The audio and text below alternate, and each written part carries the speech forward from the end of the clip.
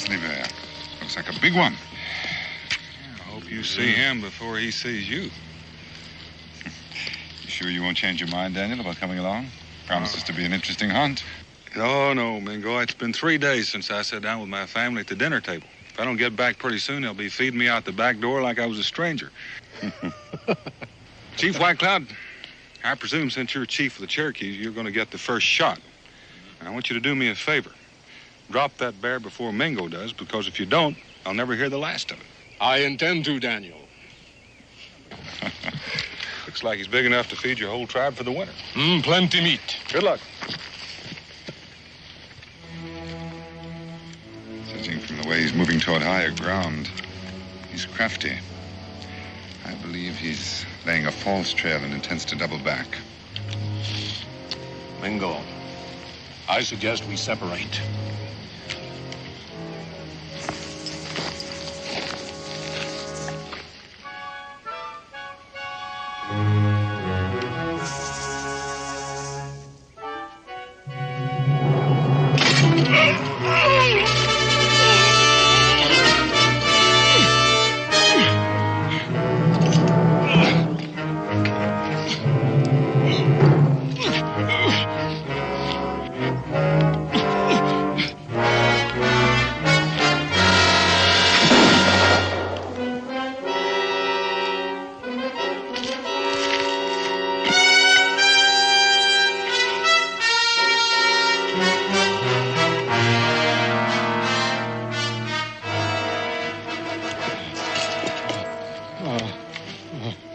Mingo, man.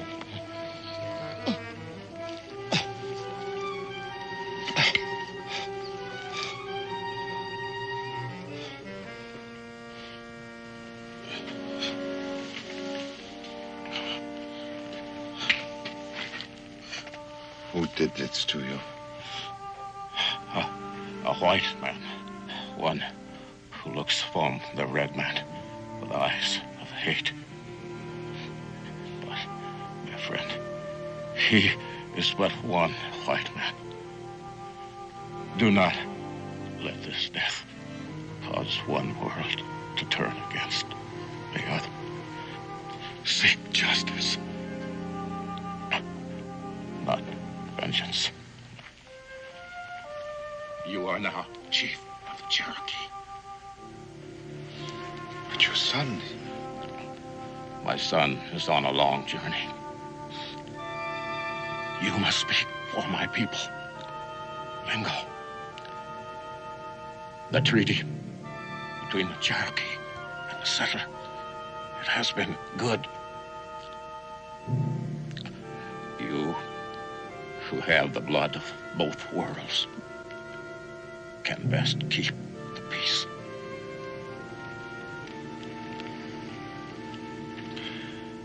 It will be difficult when the braves find out it was a white man.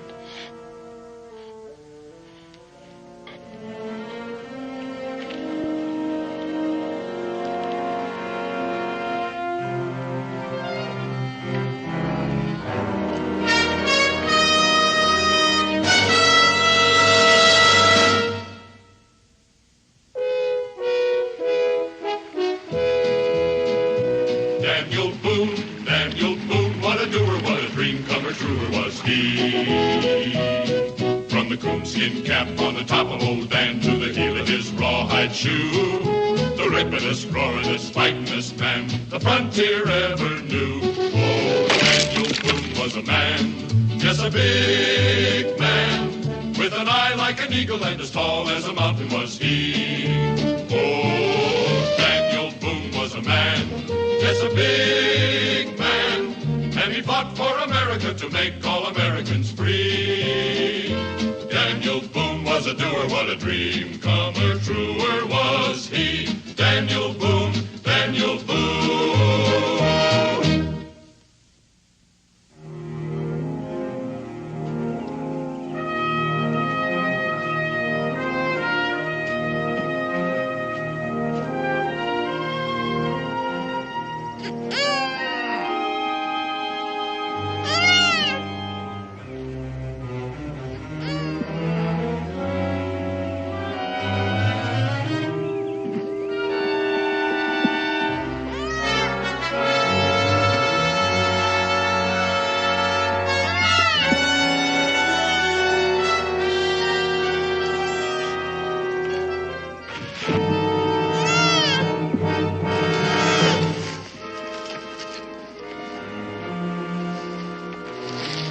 Have you on a jiffy.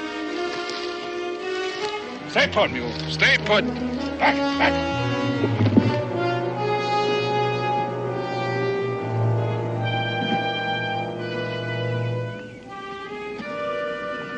All right, take it easy, friend. I'll be with you in a minute.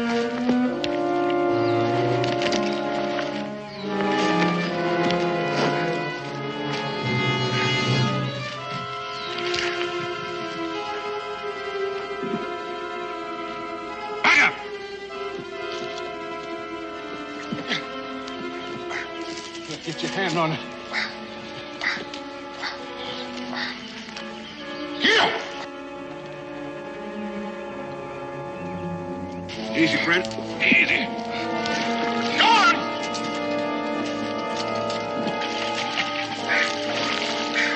All right. All right.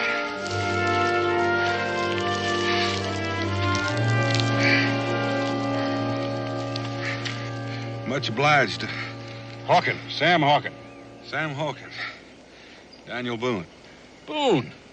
I heard tell of you. Maybe I shouldn't ask how you got in there. Maybe it's best you shouldn't. Near dark. Hate to see a man journeying wet to the bone, his belly empty. I'll make you a proposition, Boone. I got a grizzly half-skinned up there. You start a fire and I'll cook us up some meat. You got yourself a deal.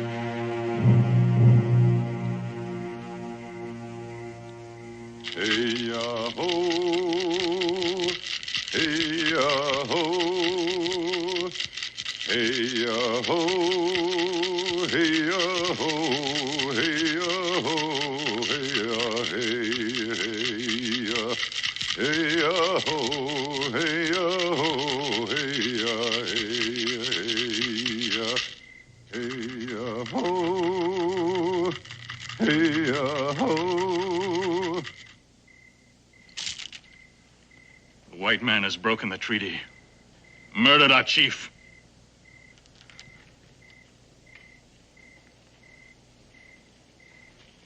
Spit in the face of the Cherokee.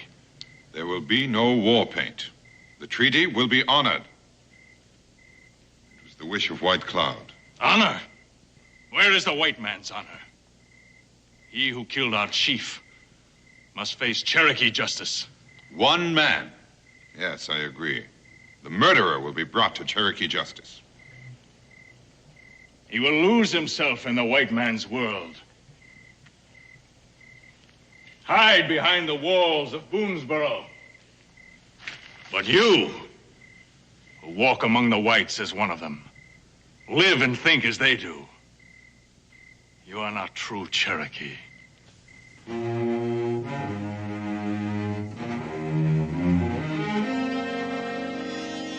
I will find the murderer of our chief, and I will kill him.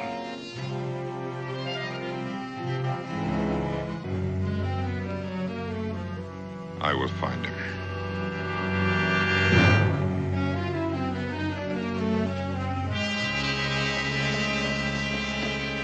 My cabin's just through the trees over there. How about having supper with us? My wife and son would want to meet the man who saved my life. Well, thank you, Daniel. But I just ain't used to being around civilized folks, especially women. I've been out in the wilds too long. I figure my manners still are.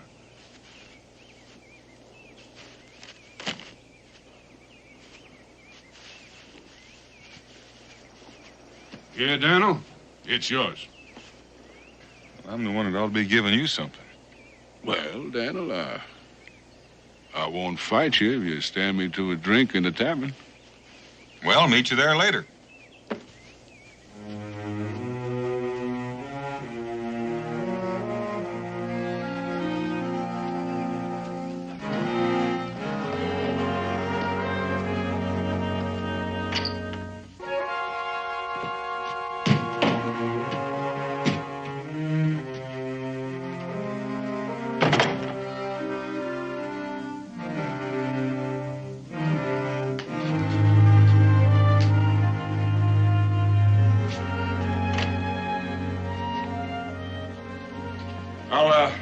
bargain with you on those skins after a drink. All right, sir. What'll it be? Friend, something with the kick of a mule, the bellow of a volcano, and the smell of buffalo hide. I think I got just the thing for you. Oh, well, set her down, set her down.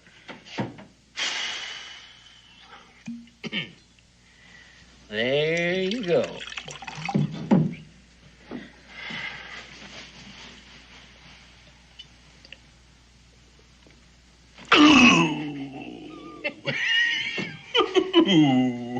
There ain't many men can handle more than one of them at a time. Well, you're looking at one. Name of Sam Hogan. Yeah, Cincinnati's here. Join me. Much obliged. Well, how's trapping these days? Don't get any on you.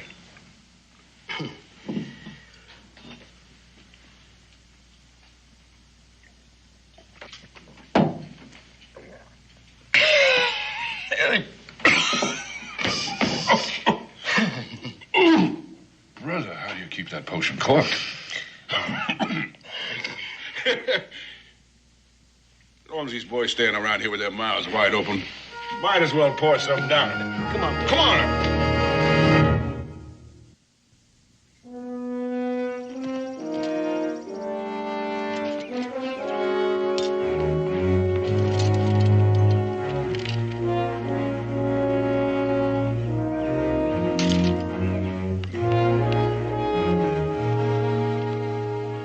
Look, Cincinnati, let's you and me have another. You really want another one, huh? Sure do.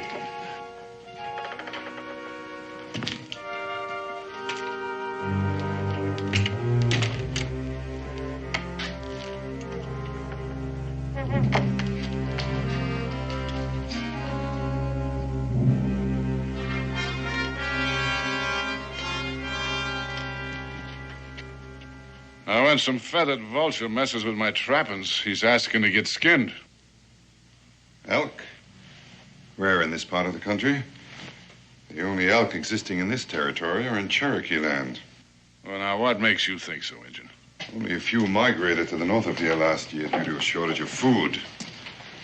White hunters killed most of them. Those that survived the slaughter found sanctuary on Cherokee hunting grounds. The Indian kills only what he needs. Well, now, that's none of your nose, Injun, but that's just where I come from. North. There's elk so thick up there, they warm themselves at your campfire. I took this skin 4 days ago, north of here.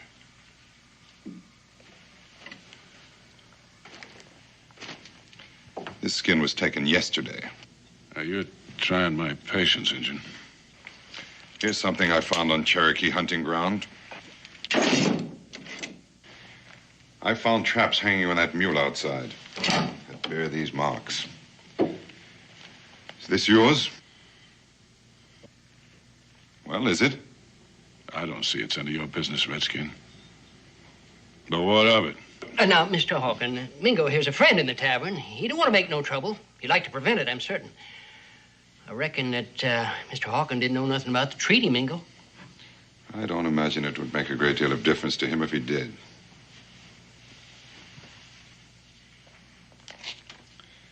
Chief White Cloud is dead. Murdered. I found him with his leg crushed in this. I set my traps. What kind of varmint walks in them, I got no say. I don't take to drinking around with no liar. So's one of us is going to have to say his goodbyes. Cincinnatus, pour me a drink. Never mind, Cincinnatus. You can have mine. Riled. Fire-eyed and touchy as a tea snake. Look at there. Can't wait to collect myself another white scalp. What's the matter, Injun? Only scalps in your wiki up women's and kids? Now you're trying to get yourself a man's?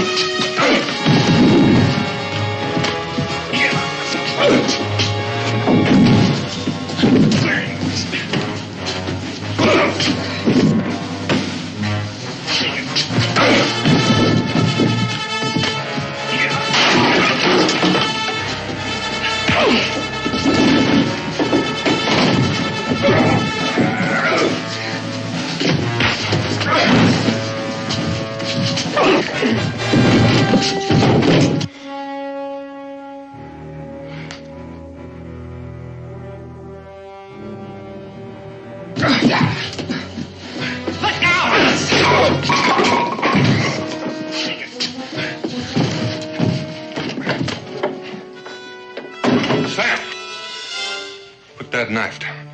Let him go. Now, Daniel, this is a personal matter. Drop it. Daniel, I figured you for my friend. Well, I am. So's the man you're about to use that knife on. Like I said, he's a friend.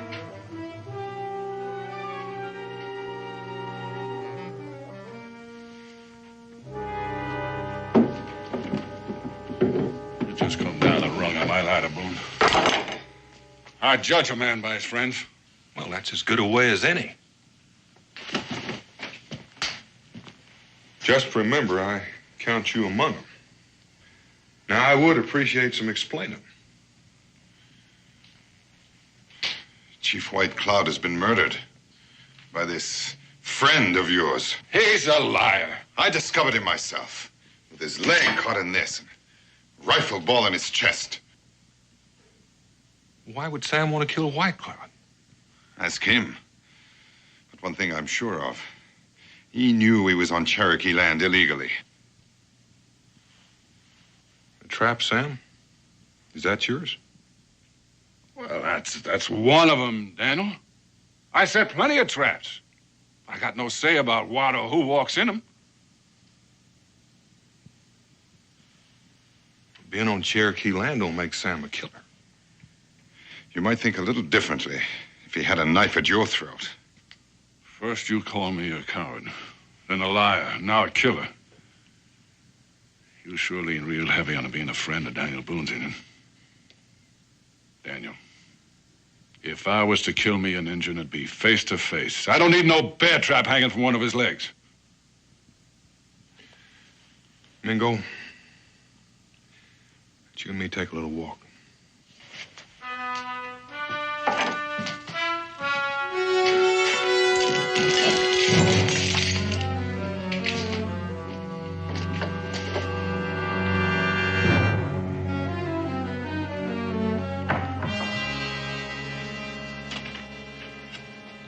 Mingo, those are mighty strong charges. There's not enough to back him up. Only the knowledge in here that he's the man.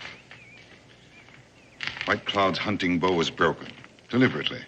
Now, you know what it means to an Indian to enter the next world without his weapon. An act of hatred so deep, it goes even beyond the grave. Being chief can bring enemies. This is no personal enemy. This is an enemy of all Indians.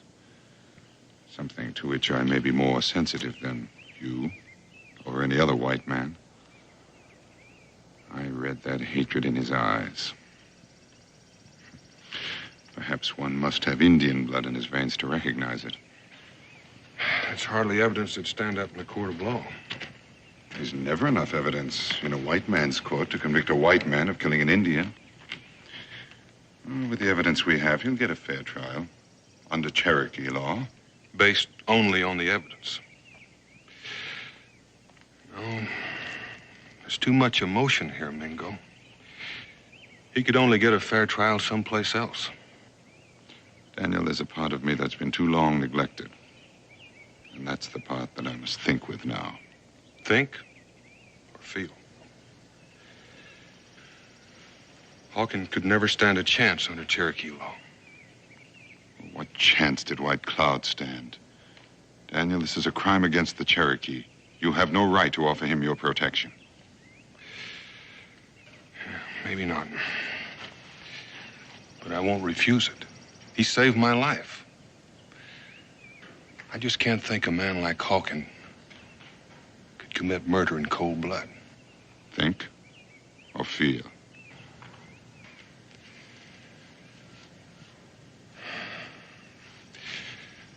Explain to the new chief how I stand.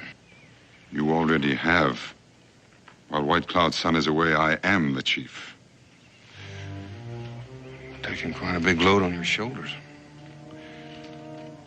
I don't know what I'd do if I were in your place. I do.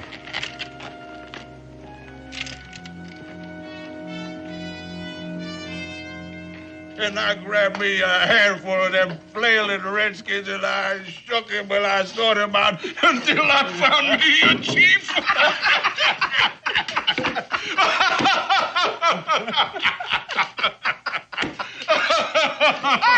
I tell you, that was just a funny thing.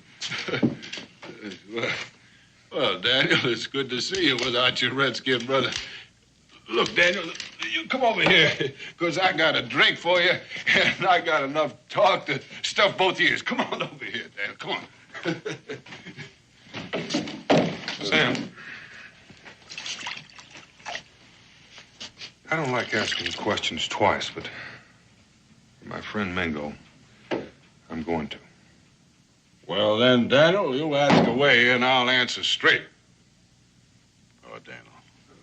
Now, look, I admit I killed my share of redskins. I admit it. But I don't have to shoot a bird in a snare. All right, Sam. I believe you. But I wouldn't bet on those Cherokees. And you best stay off their land. Their land? Their land?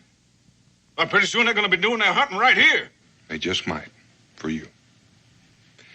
And my advice would be for you to stay put here in Boonesboro for a while. If you leave the stockade, you just might end up facing Mingo on his terms. Now, look here, Daniel. I ain't a man to live neath a roof or back of fences. And I ain't never curled my tail under for no man, and I ain't starting now. Besides, Daniel, they don't worry me none. They worry me. Well, Daniel, for you, I'd dig a hole and I'd pull it in after me. I would. Now, come on. Drink up.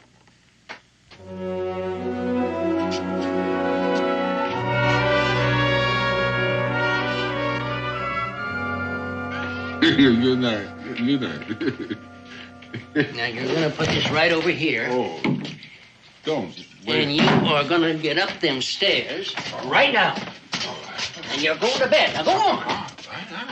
Go back. Well, you watch what you're doing. I'll do it. Well, then go on. I'll do it. I swear that man's going to get the best of me yet. Look at this. Look at that turn. Well, he's all yours. Much obliged. Becky's going to be expecting me. Well, I tell you what, I'll just walk you out to the gate.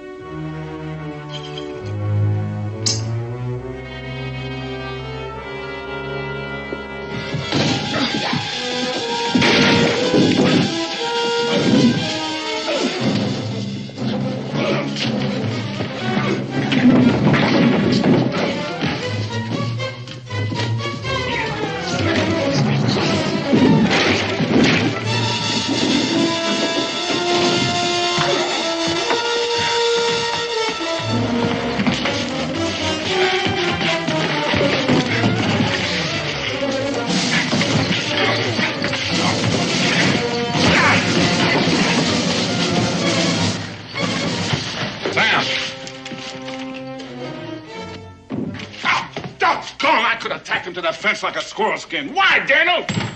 Doggone it! Now that Injun is going to curl himself into some rock. He's just going to wait for me to come along. You know that was trying to kill me? They could have done that from the window. And there's no question about it, Sam. The Cherokee are bound and determined to have you stand trial.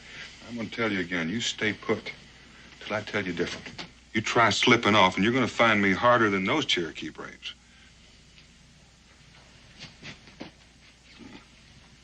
No. Thanks, Daniel, for plucking them redskins out of me. It's return the favor, Sam. Well, I reckon that little old bed's gonna sleep just dandy. Oh. That Hawkin fella. The next drink he gets from me is going to be turpentine. Isn't that what you always serve?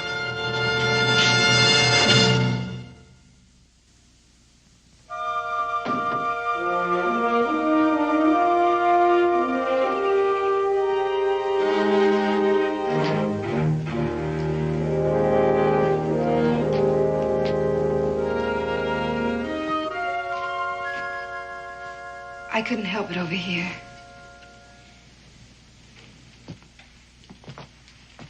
Dan, what are you going to do? Don't have much choice, Becky. With the Cherokee Council demanding that Hawkins stand trial. But they're already sure he's guilty.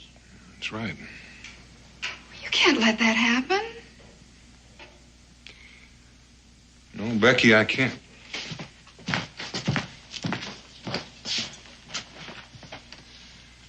Back in a few days, be gone just long enough to take Hawkins to Salem. But won't Mingo and his braves try to stop you?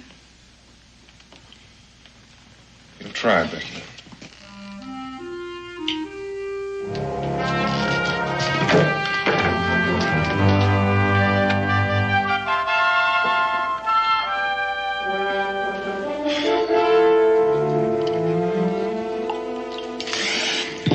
Sit down, this water tarnation.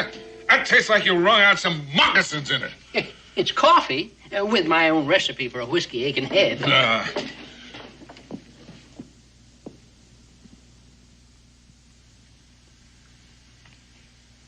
the matter, Daniel? Something wrong? Sam, I got no choice left. Them Cherokee, they brought you? They paid me a visit. That friend of yours, I bet he put him up to it. Mingo's only abiding by the will of the council. They insist that you be judged by Cherokee Council. If not, we're likely to have a war on our hands. But Daniel, you can't turn him over to the Redskins. Every time an Indian's killed, they'll be yelling for a white man's blood. That's why I'm taking you to Salem for trial, Sam. Mingo can speak for his people there.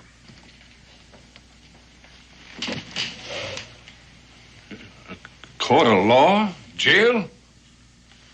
Maybe. Till your trial comes up. Oh, Daniel, I lived wild too long to be caged. I like sleeping under the sky, waking up with the sun in my face. Only thing in this life I'm afraid of is four walls and a locked door.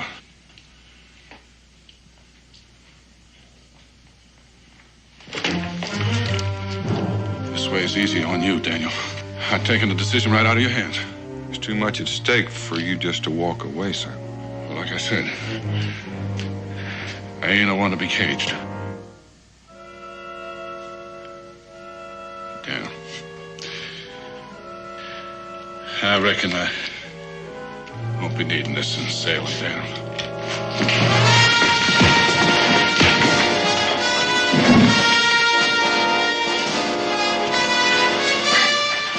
Sorry, Daniel. Kentuck's getting too small for me. Bye, friend.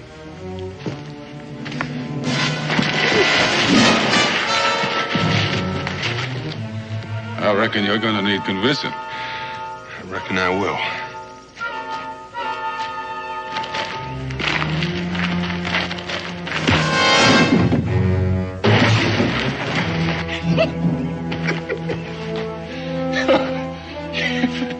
If there's one thing I can't do more than strong whiskey, it's a good fight. And I guess I found me one.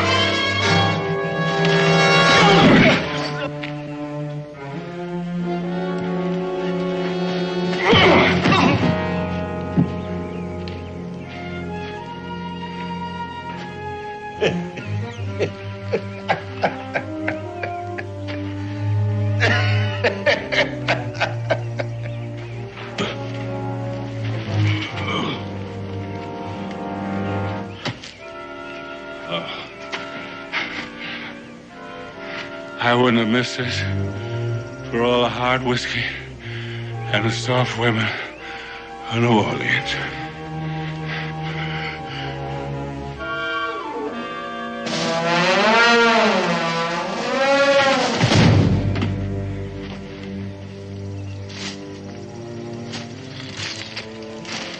Hold up, Sam. You're gonna get your feet wet. Well, you're sure taking a roundabout way to lose that Mingo. It may not be the shortest, but it's the safest.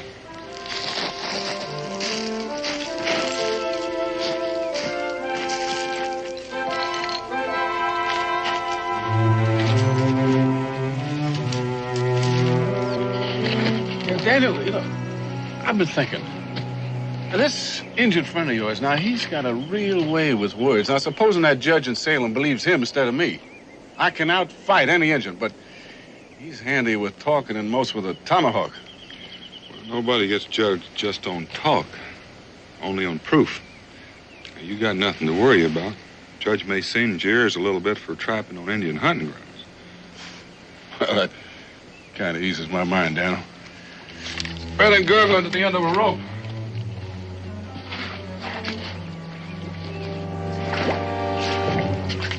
Around that rock.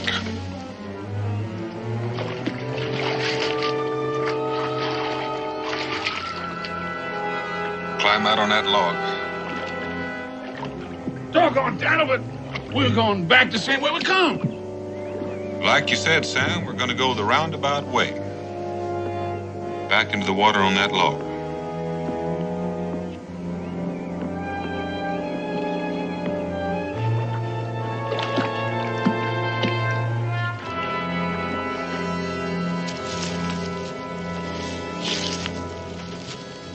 Daniel, you keep running me like this, ain't gonna be enough left of me to hand over to that judge. Thank you.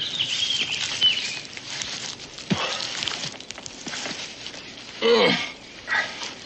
Are you sure must hold that half-breed hide? I do.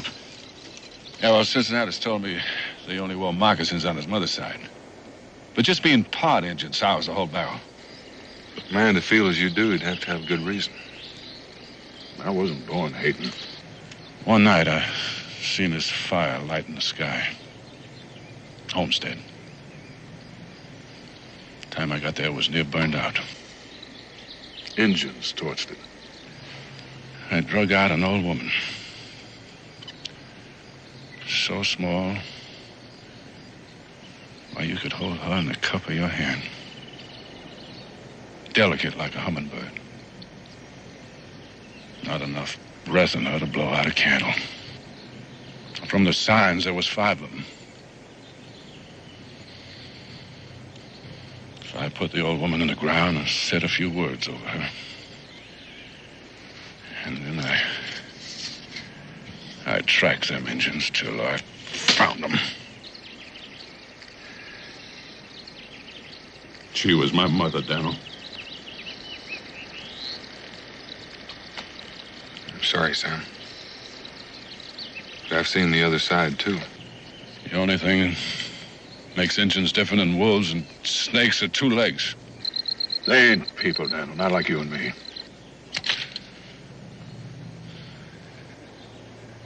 I'll stop hating.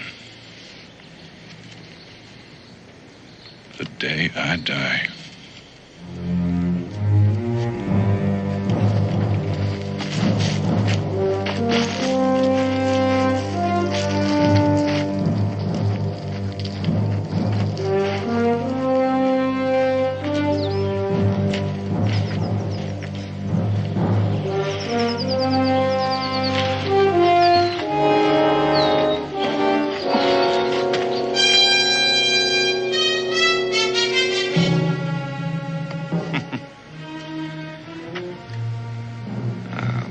Upstream or down? You've bought yourself some time, Daniel, but it remains to be seen whether it's enough.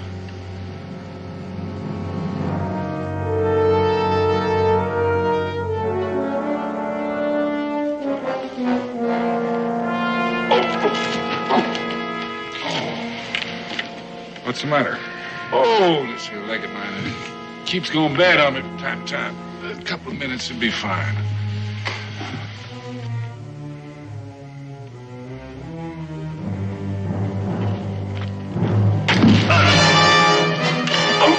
No, Daniel. That arrow could just as easily have gone into his heart. He's going back for a Cherokee trial.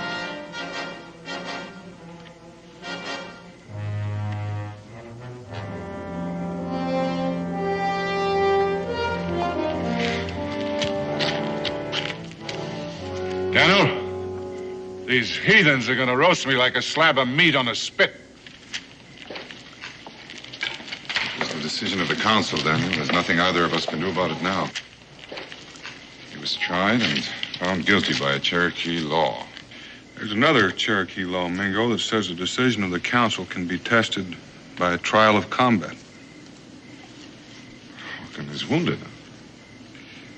I'm not. You can tell the council I'll meet any brave of their choice. You're a fool to risk your life, Daniel, for a cold-blooded killer. Neither of us knows that he's a killer, Mingo. What is being risked are the lives of many people, your people as well as mine. This could break the treaty.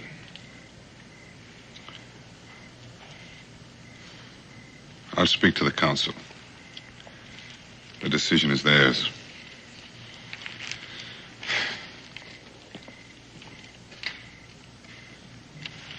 Daniel, I sure hate to agree with an Injun, but he's right. You're a fool.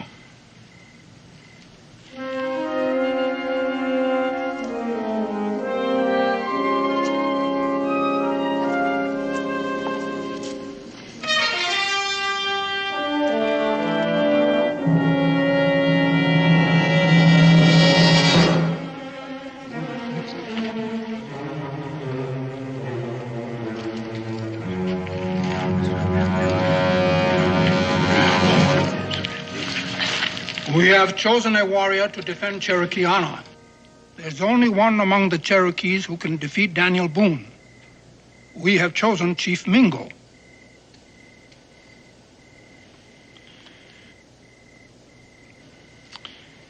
The council honors me in its choice. I will defend the right of the Cherokee with all the skill and strength at my command. And with your life. It will be a fight to the death. You or Boone must die.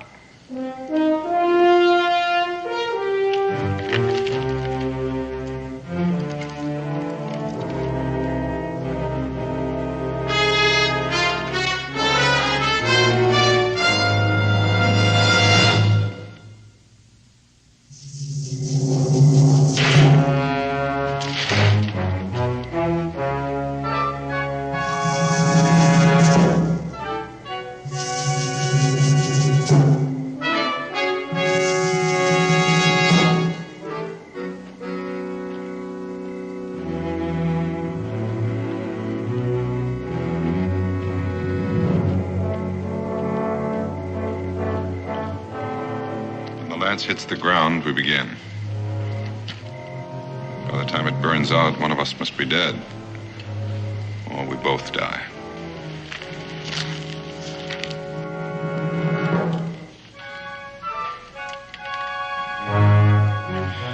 Whichever one of us does live should do all in his power to see that the white man and the Cherokee continue to live in peace.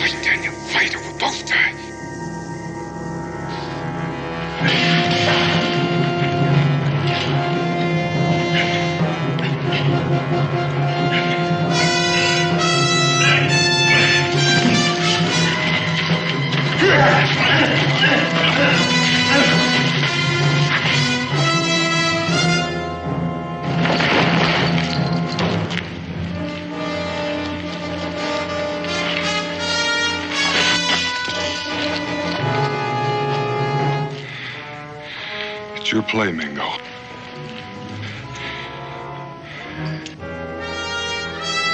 You'd best make it.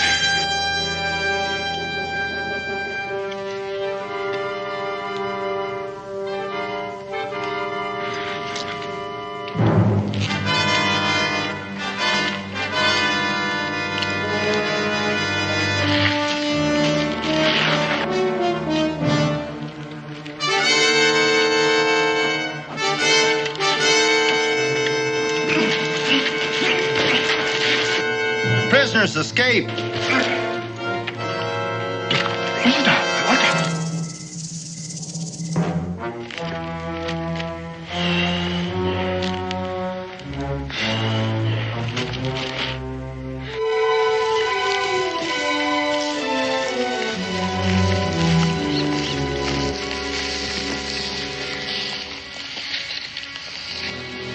Heading for Shawnee country. And if you'll follow toward the river, I'll cut over behind the hill and approach from the other side, just in case he's planned an ambush.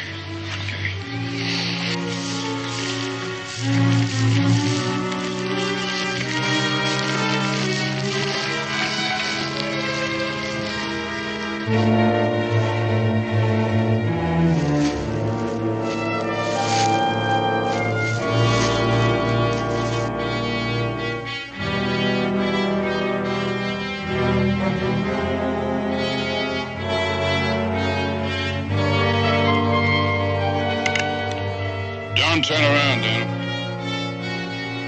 No. Ease your rifle to the ground.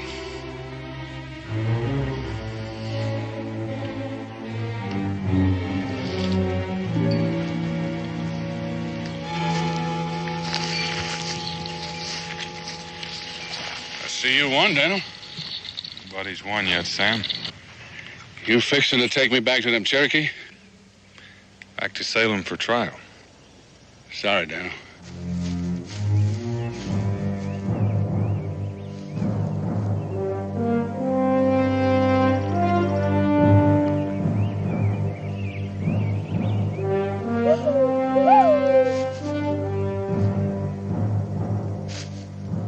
I was hoping you'd kill that silk-tongued half-breed. He's warning us.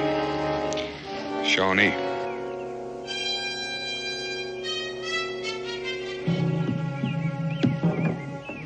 Best clear out of here before they spot us. Where to, General? Shawnee up ahead and Cherokee still making a dance around my ashes. I figure I'll take my chances with the Shawnee with a rifle in my hands. I'm beholden to you, Daniel, for saving my hide from that Cherokee fire. It ain't a man's way to die. At least a half a dozen of them, Sam. You're gonna need help. Yeah. Yeah, Daniel, together we can make them turn tail and run like squealing squaws. Fetch your rifle, Daniel.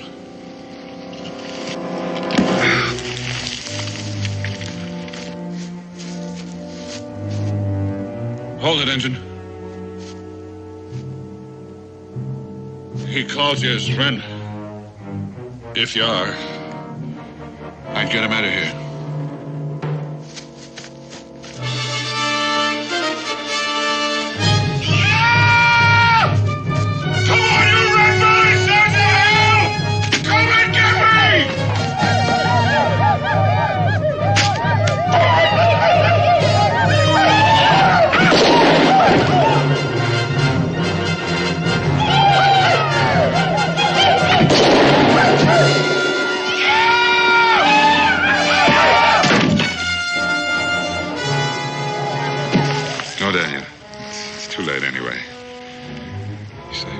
Once, Mingo. I saved it again.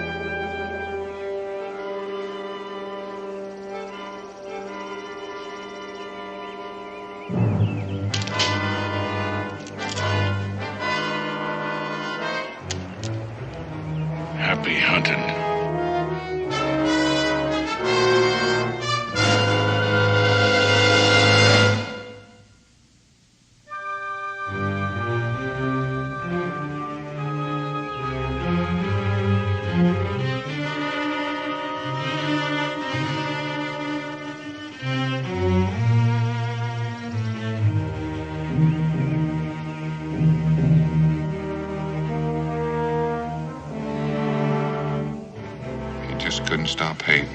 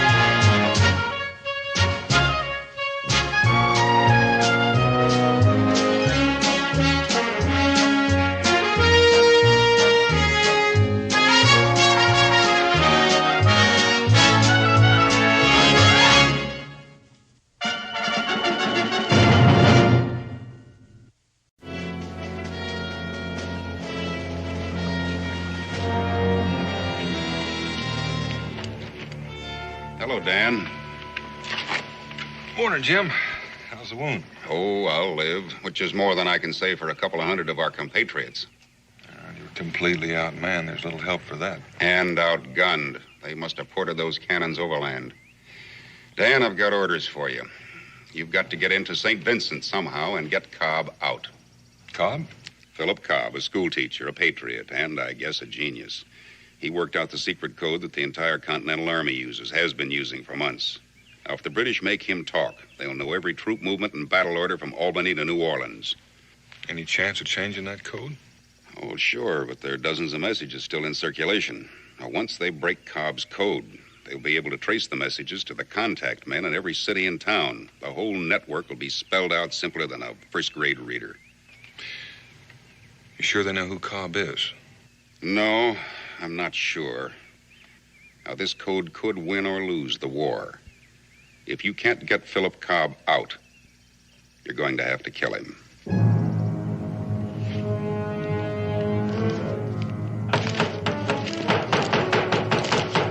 Professor Cobb! Professor! Open up! Professor Cobb! Professor, open up! Professor! Open up! Professor Cobb! Professor, open up! All right, break it in.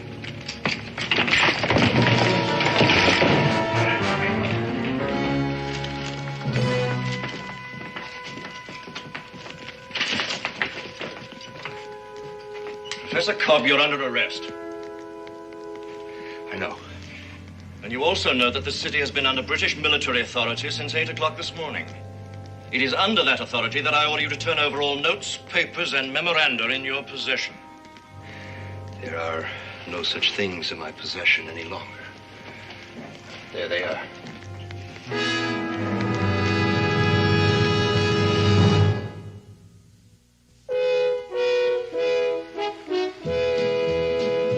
Daniel Boone, what a doer, what a dream comer, truer was he.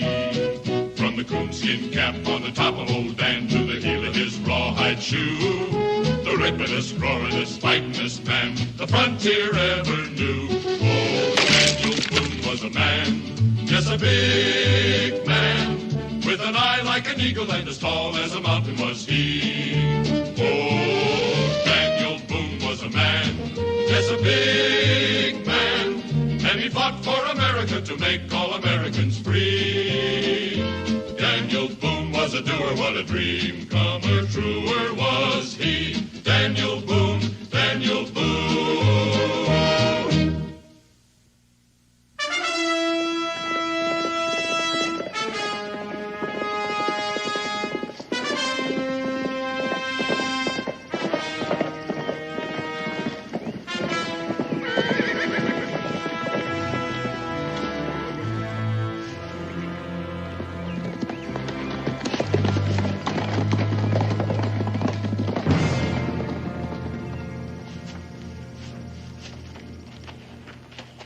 What's your business here, sir? Any kind of heavy work that needs doing. Carrying brick, chopping wood, loading wagons. Town looks deserted. Where is everybody? Staying in our homes out of trouble. Trouble? What do you mean? This community's under martial law, sir. If you're planning on coming in, you'll have to give me that rifle. Well, I wasn't planning on shooting much game in St. Vincent's anyway. You can pick it up when you get ready to leave. There's a sundown curfew. If you're seen on the streets after dark, you'll be buried with full honors, sir. I'll keep that in mind.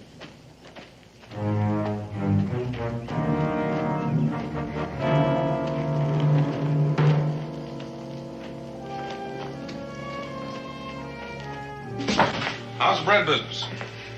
Daniel Boone. Hey, when'd you get here? Just now. Any trouble getting in? No. You hungry? You still making those hot cross buns with the honey on top? Sit down.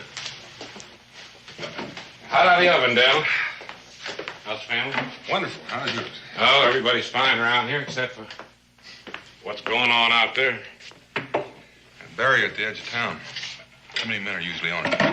Just the ones you seen there. Where's the main encampment? About 3 miles out. They haven't built a stockade yet.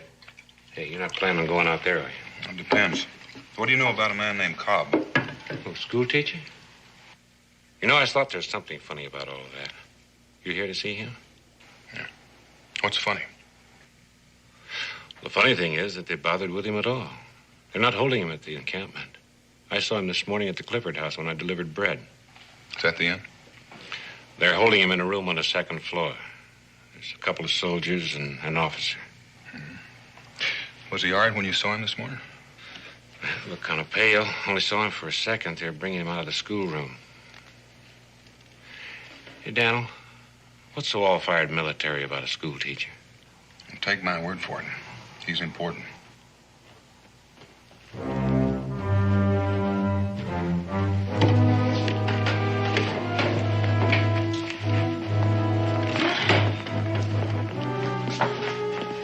Hey, that's the first time I've seen him.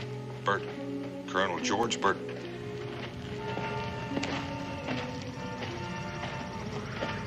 These Indians will require quarters indoors. Sir. Where is the prisoner? On the 2nd floor, sir. Max Warner, come with me. If you gentlemen will follow me. You figure he's here for the school teacher? I do. But Daniel, if he knows you, isn't that going to make your job a little bit harder here? Well, we've never met, fortunately. The only time I've seen him is from a distance. He always travel with an Indian escort? No, not always, but he's full of surprises. Does this bakery have a delivery wagon, one big enough to carry 2 people? It'll carry 3. I've quartered the Indians in the ballroom, sir. Is there a fireplace? Yes, sir, but I don't think it'll be necessary. The weather's been quite warm. So it has. However, our allies have many uses for fire, as no doubt you will learn. But never at first hand, I trust. I'm afraid I don't follow you, sir. I have made a study of the various tribes in this area and have found the Ottawa to be the most advanced in the arts of persuasion, best suited to my work. Is that not so, Max Warner? I am not a judge of your work. As you see, they're a pretty surly lot. However, I can deal with them. I've concluded a war treaty with them. Now they're our allies. Does that satisfy your curiosity, Clements? Yes, sir. Sorry, sir. Good. Now, send in Mr. Cobb. I'm very curious to see what he looks like. Yes, at once, sir. Put it back. There's no magic in it. Not your kind, at any rate. Not even a picture. I can read. As I live and breathe, it can read. Tell me, my knowledgeable friend, in your vast store of acquired knowledge, have you come across a manual which describes how an Ottawa brave should address a British officer? That is not mentioned in the war treaty. A guardhouse lawyer. How very tiresome. Oh, good. You are Professor Cobb. I demand to know why I have been held here without being apprised of the charges against me. Let me understand you correctly, sir. Are you suggesting that I should waste my time and yours by pretending that you have been unworthily and unlawfully detained? This is my classroom. I teach school. I was not aware of a law that had been passed forbidding that. Do sit down. At the head of the class, if you please. Once again, I demand that...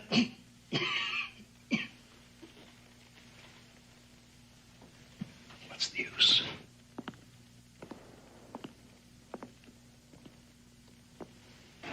You don't look well. Are you a doctor? In a way. I do not treat bodily ailments. His Majesty's government has found me useful in dealing with more pernicious types of disease. Now, sir, if you and I could work out together... You talk too much, sir. Get to the point. Is that the way you talk to your pupils? My pupils, sir, range in age from 6 to 14. I should think a man of your age would know better. I teach the English language. I presume you are an Englishman. Yes, and you, sir, are impertinent. Which of us is the impertinent one is a matter of opinion, Colonel. In any case, I fail to see that I have a great deal to lose, whatever my attitude. Not a great deal, as you say. Particularly since you've already lost your wife and son in this idiotic rebellion. You, sir, are not only impertinent, you're an insensitive boor. My wife and son are none of your affair. But you are, Professor. You are. I have traveled a great distance to devote myself exclusively to you. Are you going to be reasonable? About what? I have been authorized to make the following proposition to you. Upon delivery of your code, you are to be paid a draft upon the Bank of England in the sum of £10,000 sterling. You are to be set free, and no further claims or demands to be made upon you. 10,000. That's truly splendid. A man could live out his life very happily with 10,000. Too bad. Mr. Cobb, I have here in my possession captured documents which prove beyond any shadow of a doubt that you are the author of this code. I see. Now, sir, your answer. No. Your final answer?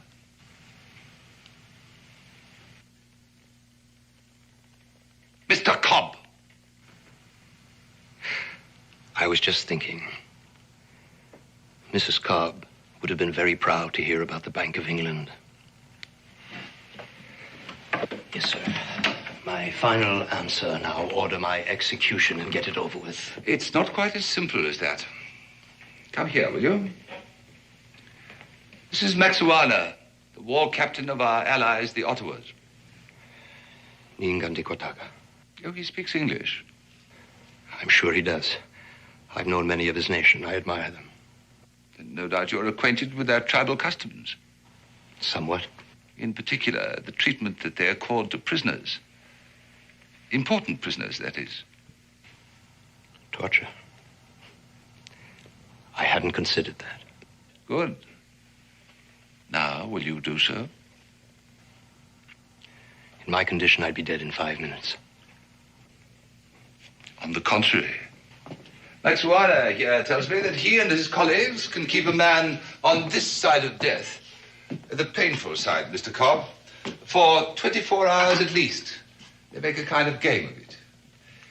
They call it a ritual. It's part of their religion. The prisoner is treated as an honored guest at a great feast.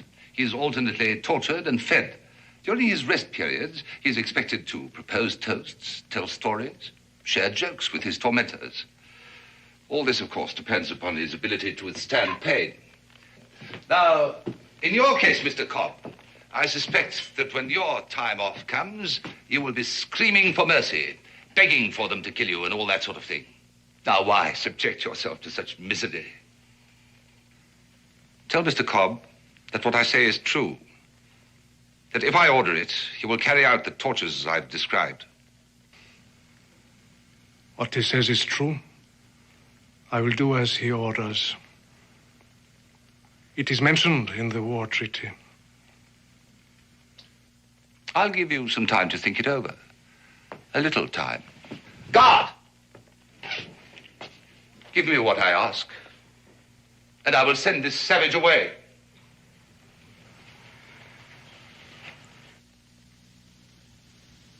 If there is a savage here, it is not the Ottawa.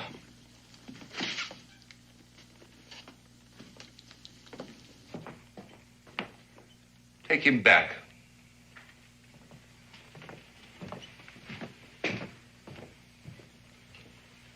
He's so frail. I don't want to risk losing him through your incompetence. That man is not fit to be put to a test of strength. It is unfair.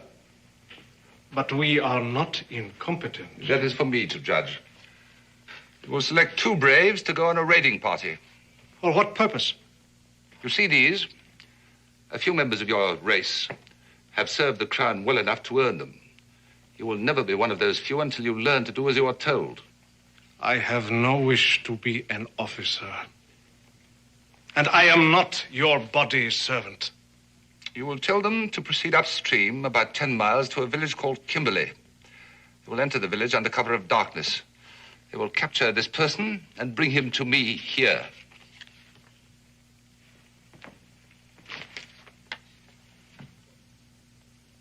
Any further questions? No.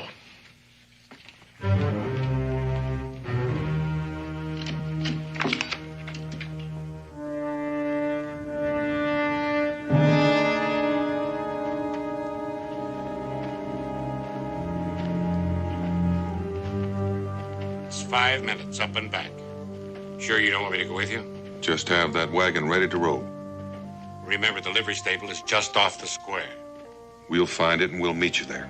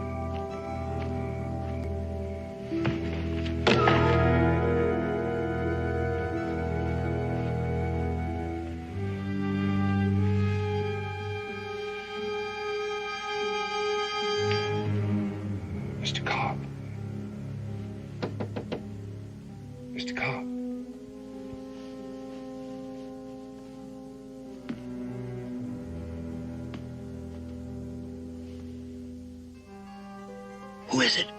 Just listen. Is your door locked? Yes, but there's a guard at the door. Have they started? No, they haven't touched me. But they should begin soon. We haven't much time.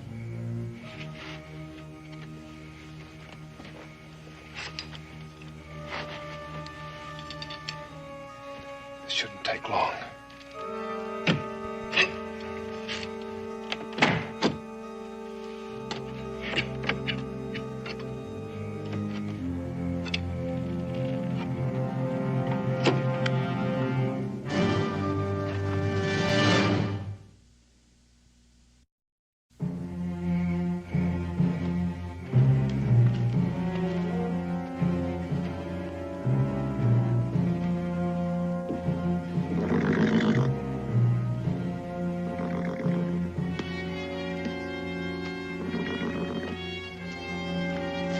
Halt or I'll fire! Captain! Captain!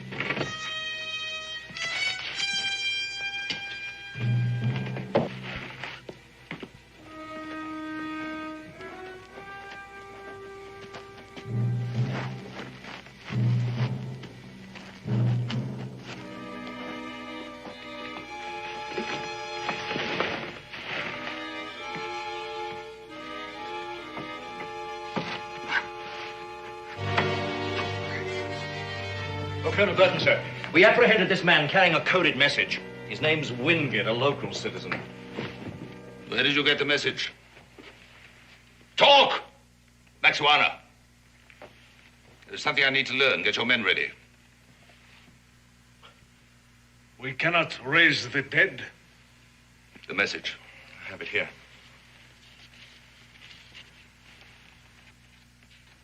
This is too carefully worked out to be a forgery. This business at the top is obviously a reference to a key to the code.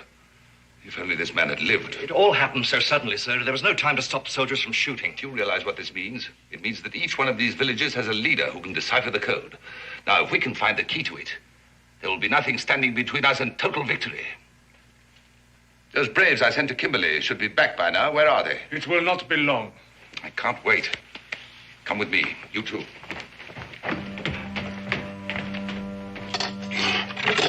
You think you can get the boards off in time? You just keep watching that door. Unlock it.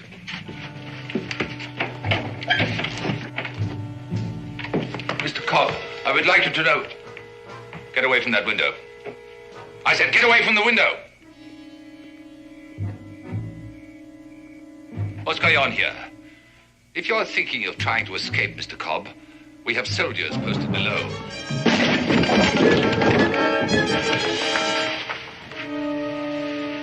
Glad to see you gentlemen are being sensible. You only have one shot. There are 3 of us. 4, and only one worth shooting. Take their guns, Mr. Cobb. Professor. You won't get more than 10 feet from this room.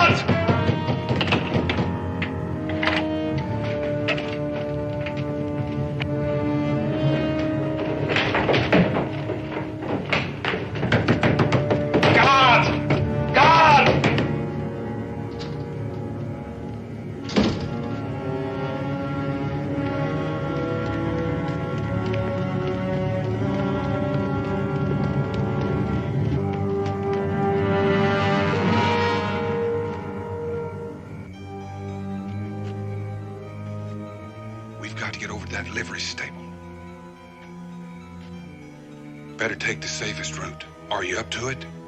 I'll try.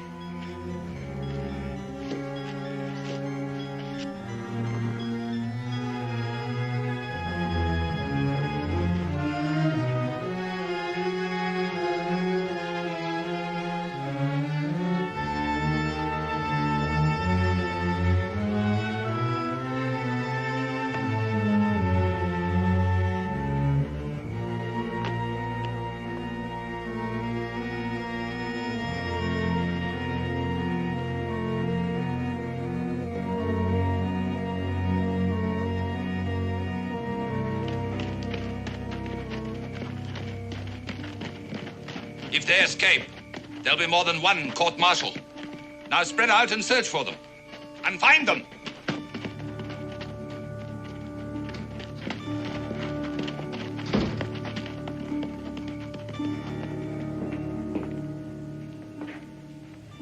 Well? My braves have returned from Kimberley. They have done as you ordered. Oh, well done for a change. Bring him along.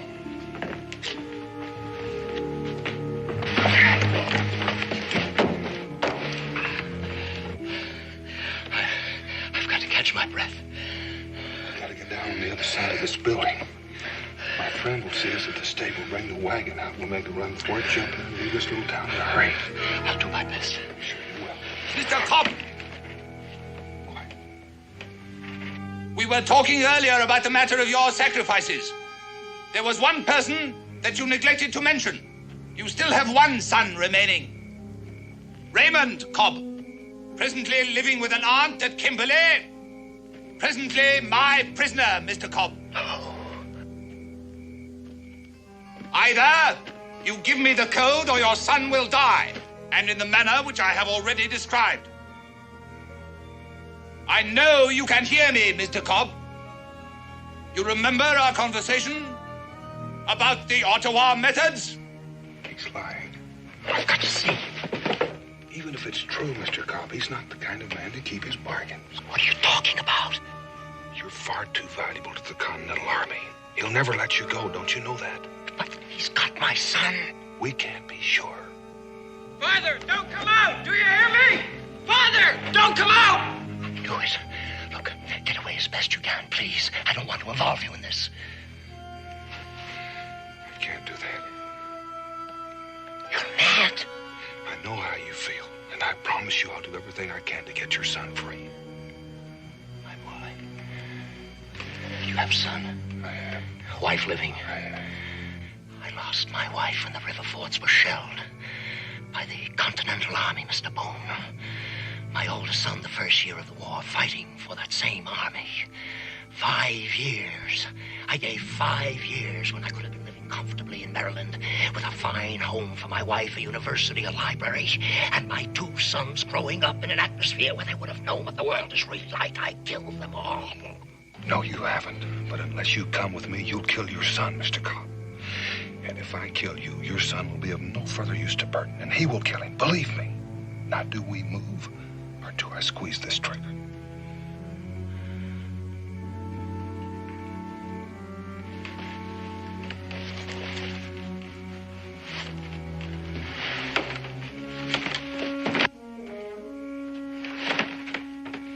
Mr. Cobb, you have put me to a great deal of trouble.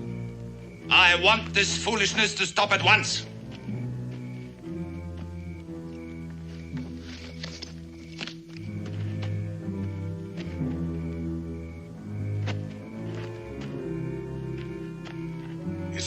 It's just a short run from here. Please, stay out of this. I don't want your death on my conscience. Here! Here I am! Don't shoot! Don't shoot! I'm all alone. The other man got away.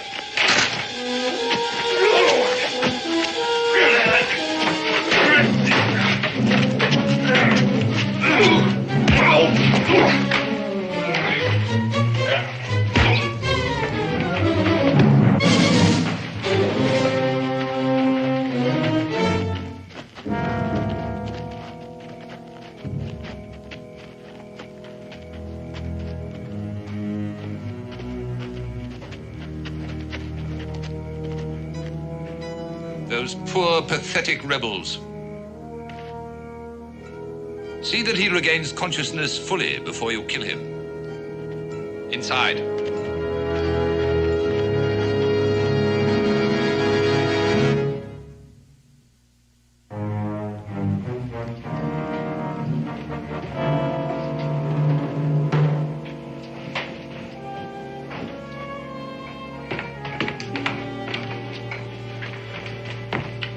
Well, as you see, your son is unharmed. Untie him and let him go home. All in good time. We intercepted this message tonight. We took it from a man named Wingate. Wingate? The barrel maker? The late barrel maker, unfortunately. Now, Professor Cobb, you will show us how your code is constructed. Then you will decipher this message. At that point, your son and you will be free to go. I do not think there is any need for further persuasion. Father, I'm not... What about this man? Obviously a spy. No, he's not a spy, Colonel. He was only trying to help me. If you want the key to the code, you will release him as well. Very well. Clements?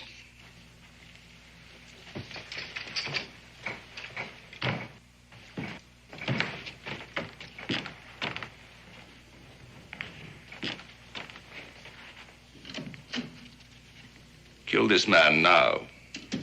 I do not yet know about the boy. Among my people, a man who does not keep his word has no honor. You gave your word that this man would go free. Yes, I did. One has to do that kind of thing in wartime. Either you will do as you are told, or I will have you burned alive.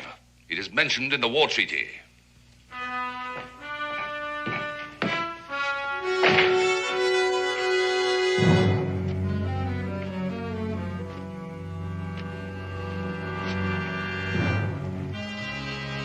I have been ordered to do this. You fear your white colonel more than you honor your ancestors. Why do you say this? The Ottawa pride themselves on their skill at the slow death. That is true. Aren't you a true Ottawa? Don't you practice the ritual of your tribe? Unless this man is not a full-fledged brave, I insist on my right to die with honor. How have you earned this right? We fought and I won. You ask for pain? You prefer it? I insist on it. The knife would be quick. Why do you choose the slow death? I choose to die with honor. Very well. A brave warrior has fallen into our hands. Let us treat him with honor, that the manner of his death be not forgotten by any. Mr. Boone, why? I've seen one or two of these, boy. Maybe you better look the other way.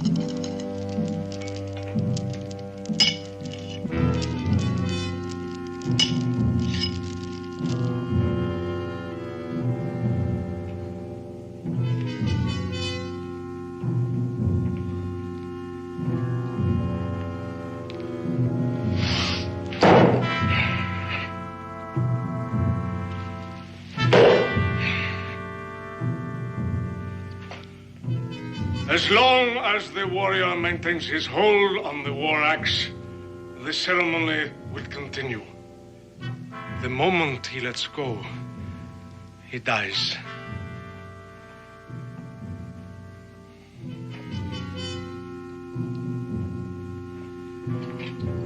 Let the ceremony begin.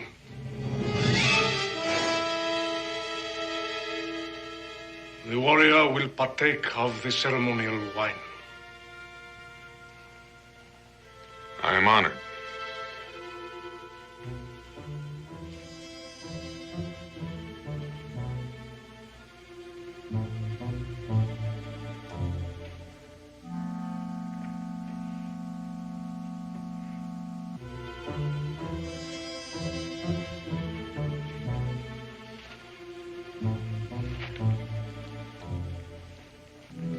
We will begin with the ritual of the clubs.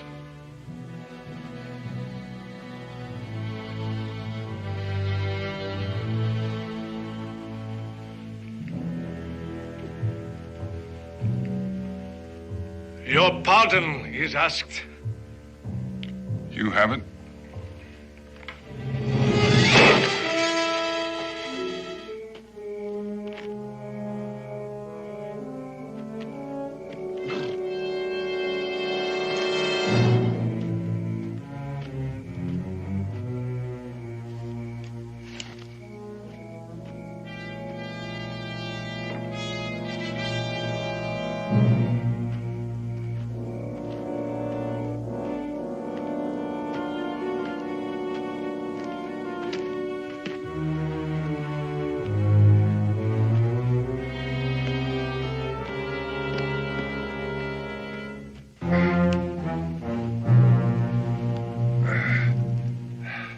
The honored guest may eat and drink and have speech with us.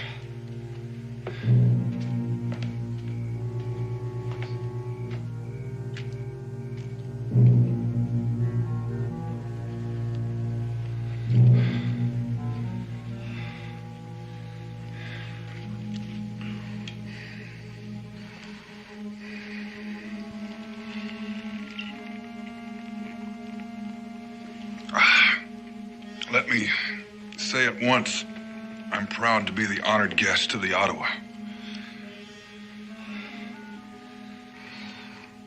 Mightiest of nations. Bravest in battle. A warrior without food is like a fire without wood. My people have a saying. Baker of bread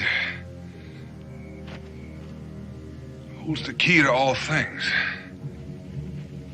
Among our people, the bakers of bread are women and old men. We have no such saying. Bread is our staff of life. We depend on the baker of bread. Without his help, we would surely die the slow death. Tell us of the red men who dwell near your home. Oh, mainly Cherokee, Shawnee. There's an amusing story about that. I think it's amusing anyway. It seems one winter, the rivers froze up earlier than usual. It is a relatively simple system. The English alphabet consists of 26 letters. Cryptography, the art of ciphering, is merely the substitution of one symbol for another. In the case of the Continental Code, it is letter for letter. Now, one may also use numbers, which makes it more difficult. Now, with only 26 possibilities, there are at most 676 permutations. I don't mean to rush you, Mr. Cobb, but would you please get on with it? The key to this code is always a phrase in English consisting of letters and punctuation marks totaling 26. The message is coded to one of 10 keys. The directions for decoding are to be found at the top of the message. Once you know the phrases, you have the key. Child's play. Fascinating. Then you will have no difficulty in deciphering this. Not a great deal. Then proceed. Proceed. And the way they finally settled it was a brave that could toss the bullet farthest won the firewood. It was the coldest winter I can remember.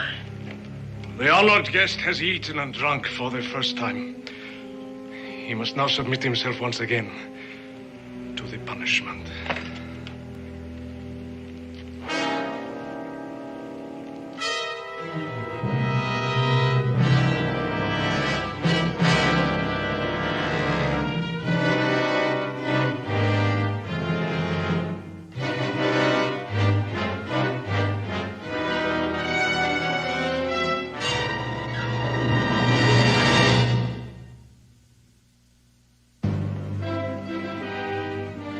Document number 3, line 3, phrase 3. Which is document 3? The Declaration of Independence. Do you have a copy? I have not, but I sincerely hope for your sake that you have.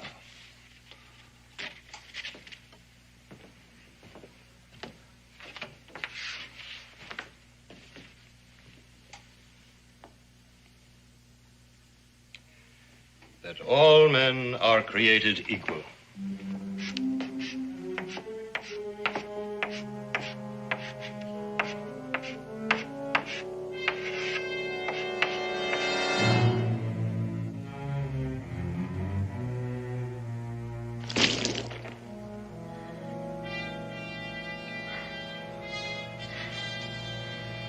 Thank you.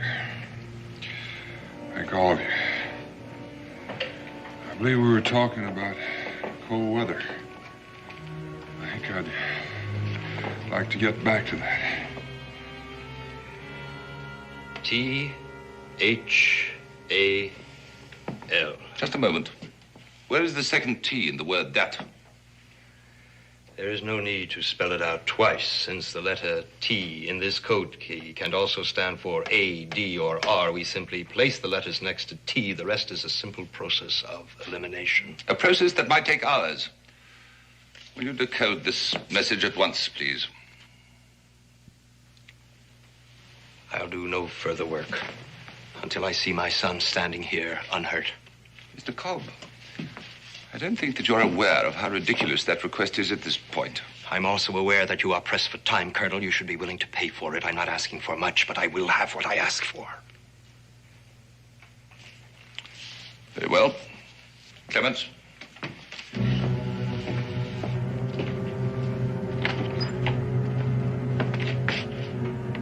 Come with me.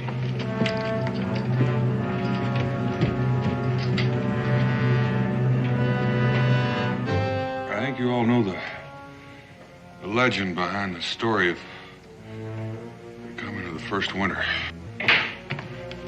Take young Cobb up to his father's classroom.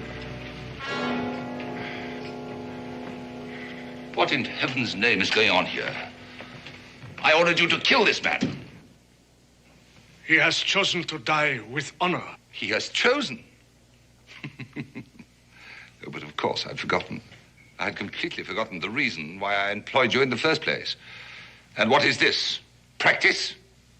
You have intruded upon a sacred ritual. I order you to leave. You order me? Oh, no, my savage friend. That is definitely not included in the war treaty. I've been altogether too lenient and free and easy with you. Consider yourself under house arrest. We will not obey. You all follow this man. It is best you know the consequences. Treaty or no treaty, I will not be disobeyed. Follow Maxuana, and he will lead you to your deaths. Now, I order you to kill this man now, and place this one under restraint. Now. Maxuana, you might as well do as he says. Death with honor has no meaning unless it comes from a worthy victor. And all this time, I thought you were your own man. Be quiet. You have bought enough time as it is. I am my own man. You are an animal, and you shall die like an animal. That's better. Now, once again, I order you to...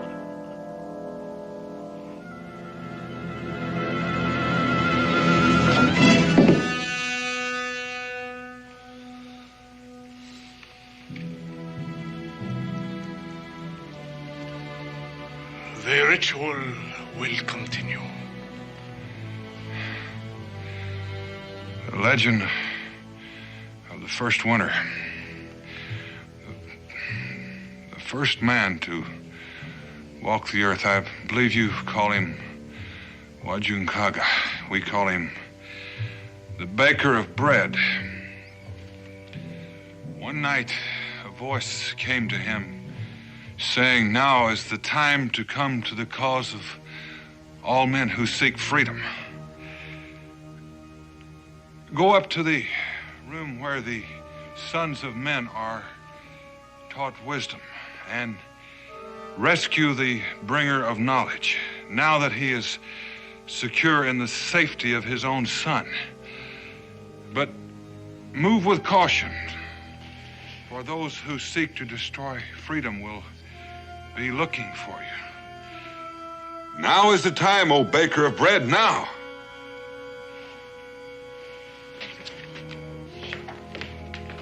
I do not understand. Well, give me just a moment to clear my mind.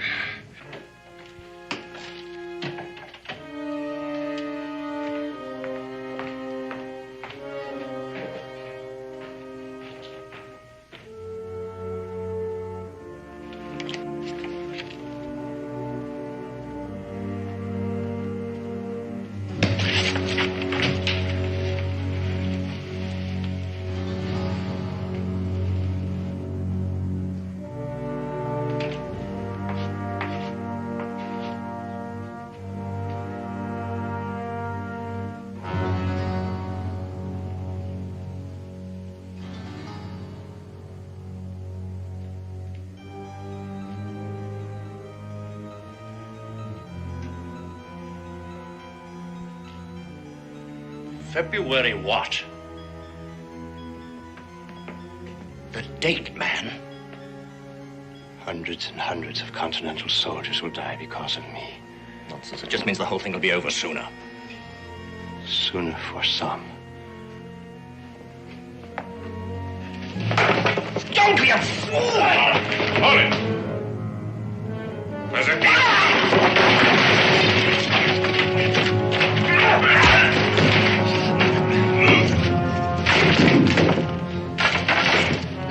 Well timed, Professor. Burton, he knows the key to the code. Burton's dead. Let's get out of here. Come on.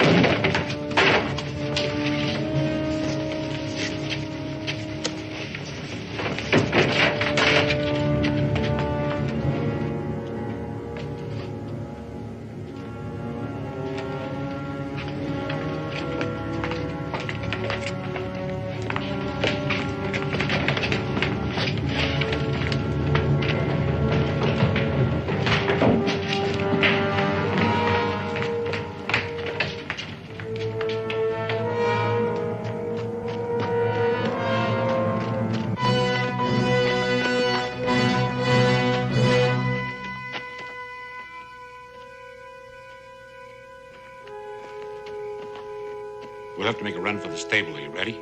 Come on. Hold! Hold, don't shoot!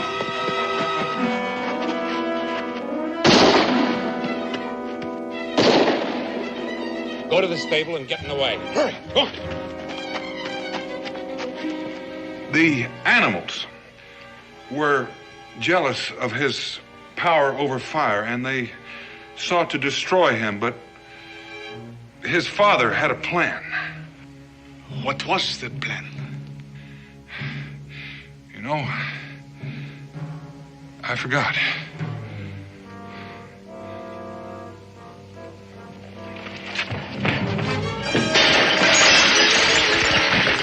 No.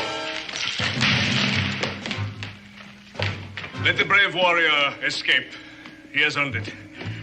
And let us leave the dishonorable men to their own dishonor.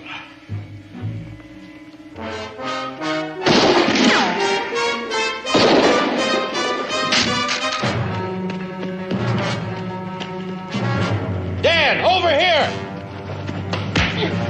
Get the wagon!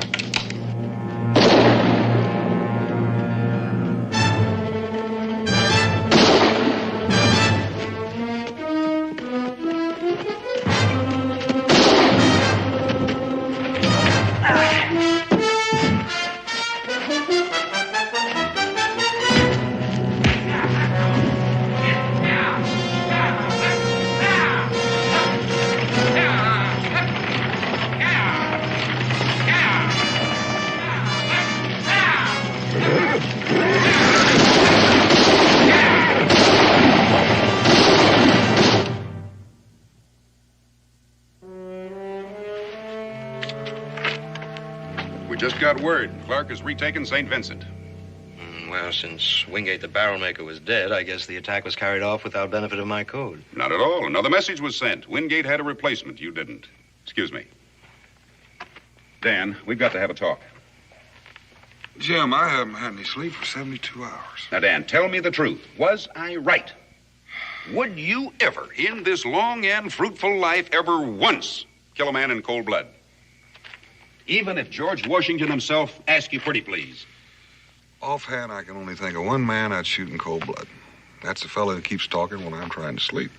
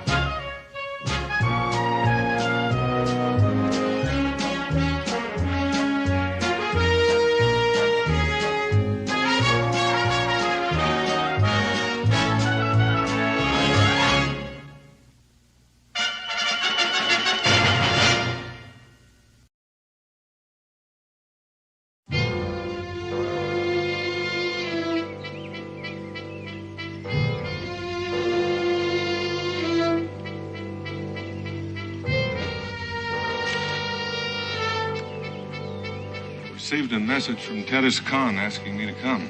It is nothing, dear cousin. I will attend to it. I will attend to it. Rest yourself. Boone! Boone. Welcome, Boone. Welcome.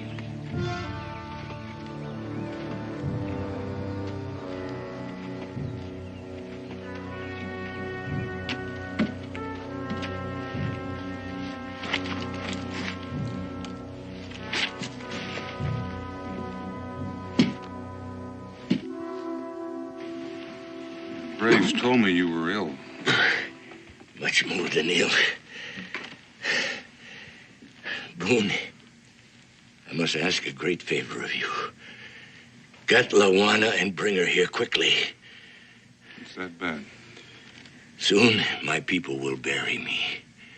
And unless Lawana is here, they will start to bury each other. For 15 years, she hasn't seen the land or faces of her people.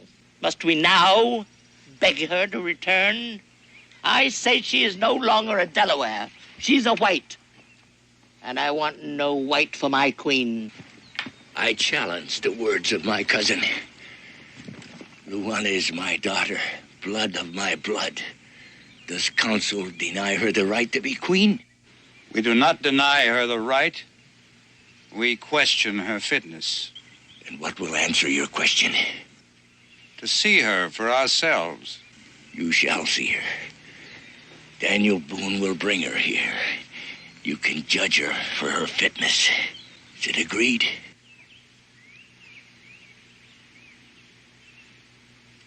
It is agreed.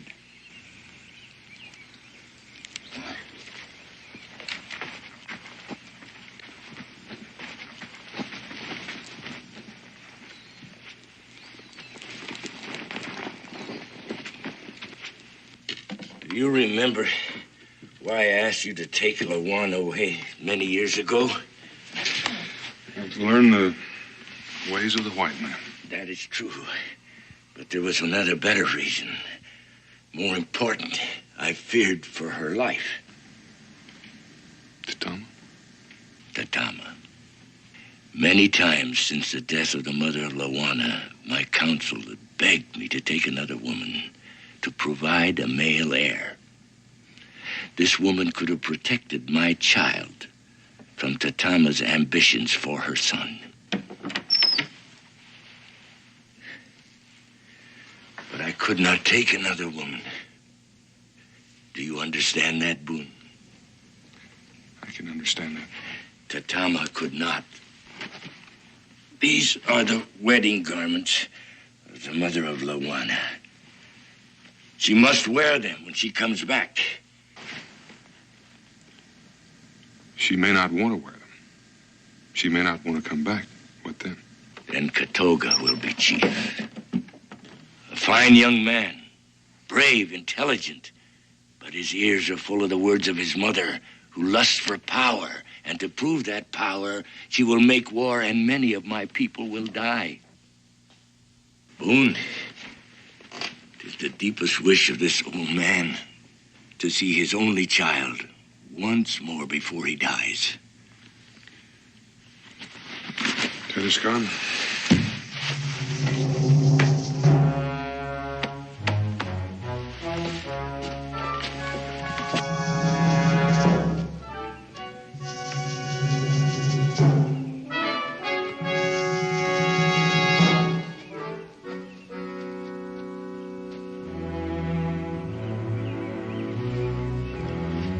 He must not be allowed to return. I wish it were not necessary. Is it necessary for you to become chief?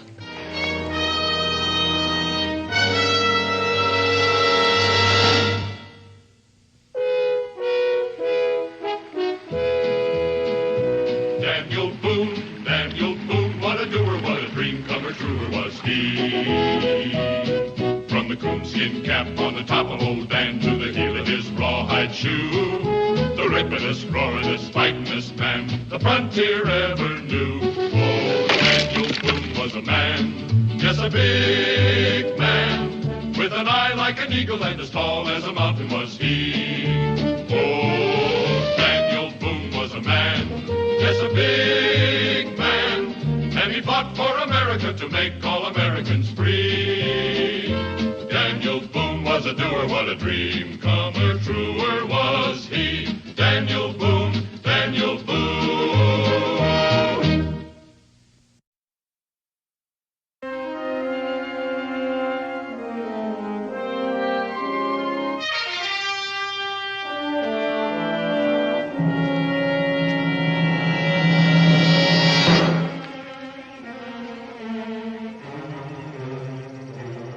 Hungry, Katoga?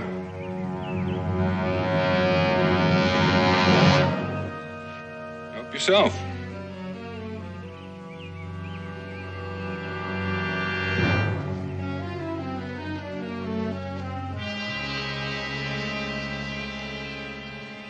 You must think me foolish. Well, it did seem a mite foolish. You leaning up against that tree all night when there was a good fire a few feet away. You're, not planning anything hostile, are you?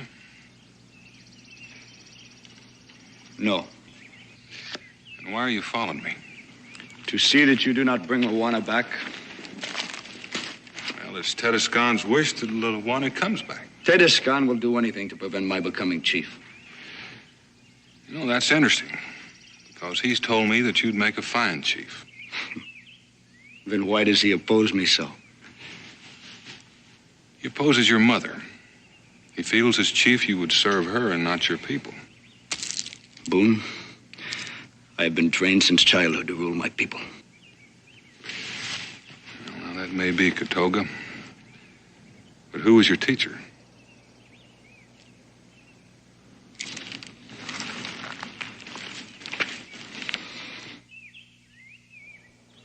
Luana will not want to come back. Well, maybe we ought to leave that up to her. She's still Tedescon's daughter. She will have forgotten by now. If I dance one more step, I shall collapse. Well, you should rest for just a moment. This won't be over for hours. Just one, William. Thank you. First, you must have one more dance with me, Pop. Not on your life, my dear. on, Oh, no. William. As far as I'm Please, concerned, please. your engagement party is over. William, I've got to please. save my feet for the wedding. Oh, there you are, Louise. For a minute, I thought you'd run off and eloped with somebody else, Mother. Father, you must convince Father to dance with me again. Oh, yes, one more. Away with you, boy. I shall dance only if I'm carried. Oh, stop that. That. Yes, Amos. There's Mr. Boone here to see you, sir, and a companion. Well, show them in, please. Daniel Boone? Welcome. Why, it's been years, man. About 15. Welcome, Mr. Boone. This is Creighton. And, your... This is Katoga of the Delaware Nation. How do you do? What brings you here after all these years? Well, I hate to intrude on your party, but,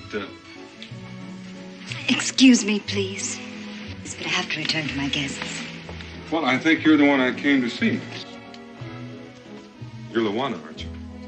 My name is Louise Creighton. Oh, Amos, would you serve the refreshments, please? Yes, ma'am. And, do please continue dancing. Perhaps we could go in here and talk for just a moment. Come on down. Would you, please?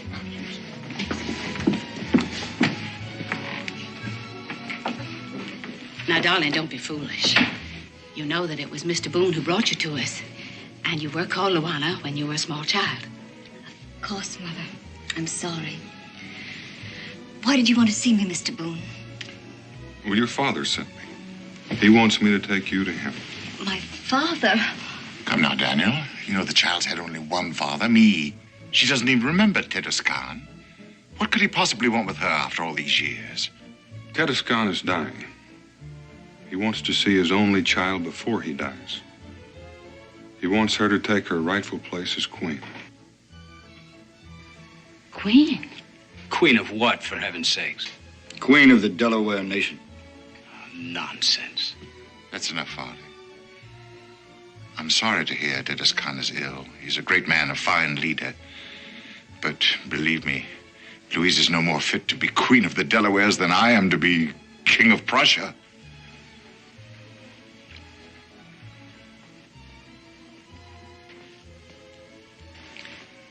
Tell the worthy Tatiscan that Miss Louise Creighton regrets her inability to attend him due to her imminent marriage. You see, Mr. Boone, this is an engagement party. Louise and Farley are to be married in the spring.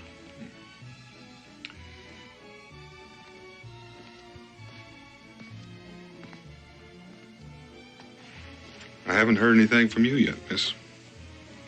It's all so sudden and confusing.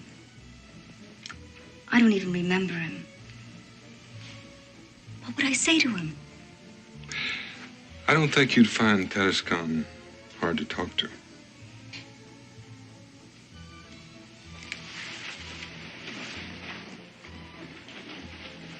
Mother, I know. It's a hard decision. But you're going to have to make it for yourself. Oh, my dear daughter, I don't want you to go. But if you don't go, you may regret it later on. Mother, I must say, I don't like the idea of Louise traipsing off into the wilderness with this. Oh, the whole idea is ridiculous. Would there be any danger, Mr. Boone? I can promise you she'll come to no harm. I know I can trust you, sir. Louise will give you her decision in the morning. If you decide to go, Louise, I'm going with you. But don't count on it, Mr. Boone. Come on, Louise. Oh, Mr. Boone, you must be very tired after your long journey. I'll, Amos? Yes, ma'am. He'll show you to your room and the, Katoga. Katoga.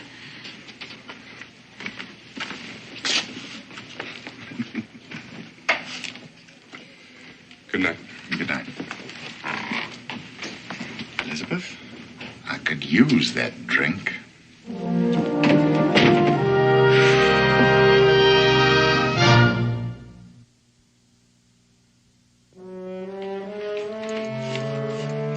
Take the trunk, Amos. Yes, sir, Mr. Farley. Come back for these. Yes. My. Looks like you got enough clothes here to last you for a month, honey. The bare minimum, Father. I haven't packed a single thing I won't absolutely need. Well, you must take this one because it brings out the color of your eyes, and on a warm evening, I'm afraid you all have the wrong idea. Luggage is out of the question. We're walking all the way. I think you'll find this better for traveling than anything you have in those valises. It was your mother's. She can't possibly wear that. It's very soft. Delaware women have strong teeth Strong teeth? to chew the skins and make them soft.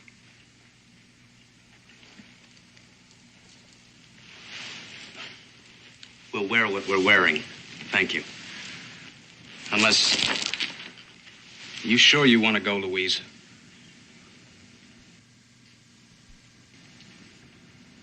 Yes, I'm sure.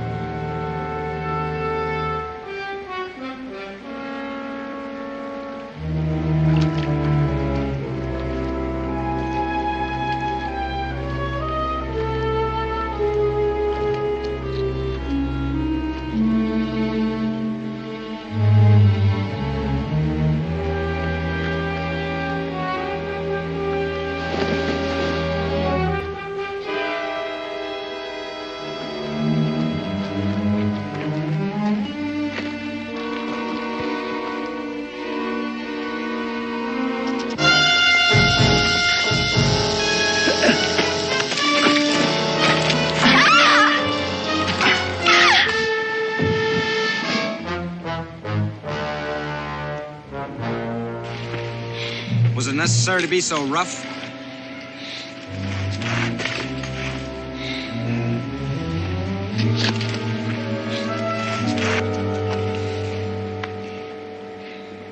Thank you. One gum. What's that gibberish? Well, that's Delaware for you're welcome. You may have noticed, Creighton, that it makes more sense sometimes to have a woman walk behind you. Like a squaw? Like a squaw.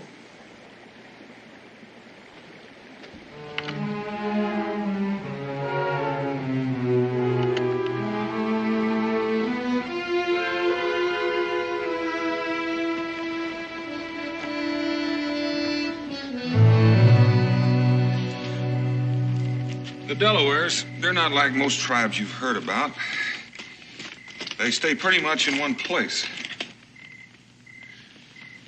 The men hunt and fish, the women work in the fields. They're much like any other frontier people. They have a lot of pride, a lot of dignity. And their chief, Tedescon,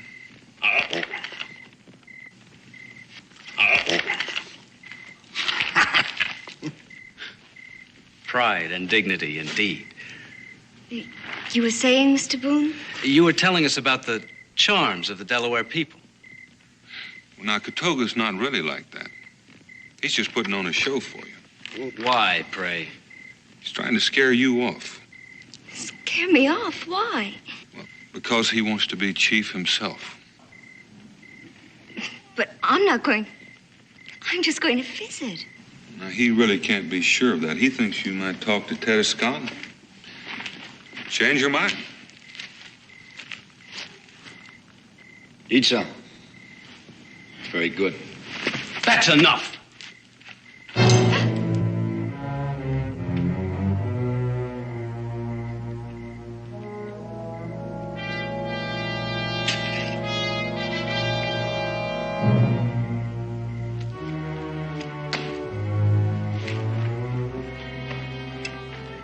Delaware women do not waste food. Nor should they, I'm sure.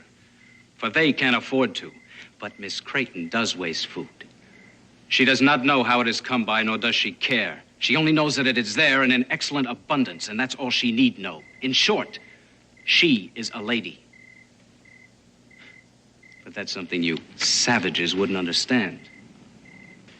Come on, Louise, we're going home. All right. Before you leave, I want to ask you a question first. Are you really all he thinks you are? We were raised together, remember? I'm talking to you. I don't understand. I think you do understand, but I can be more specific. Are you helpless, ignorant, in short, a lady? Is that all you are? Whatever do you mean, all? I think she knows what I mean, don't you? I do know where food comes from, Farley. Hard to believe, isn't it, Farley?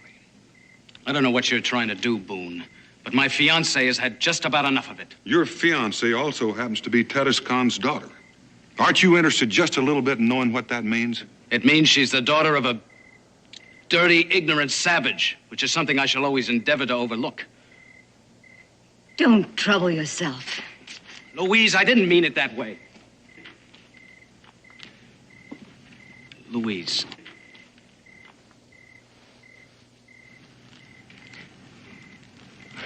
We're to be married. But only if we overlook certain things. Isn't that true? Yes. I won't have a squaw for a wife. Do you think you can overlook my parentage, Farley? Don't you see a certain family resemblance? Louise, wait! You stay here.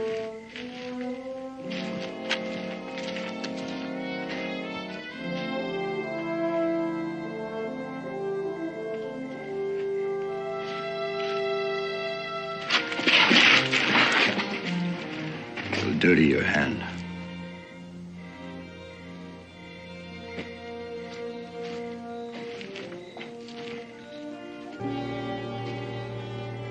I'm sorry I'm causing you a lot of trouble. Yes, you are. I made a promise to. Well, how did Farley put it? A dirty, ignorant savage? But I plan on keeping it if I can. Luana, you can go on back with Farley, all right. But on his terms. as a dainty little doll who faints at the sight of a hunk of meat. Do you want that? I don't know. Could it be that you're ashamed of what you are? That you're pretending to be a fool so you can call yourself a lady? I am ashamed. And I've always been ashamed. Why, Luana? Because. Because you don't know anything about Indians except what you've heard.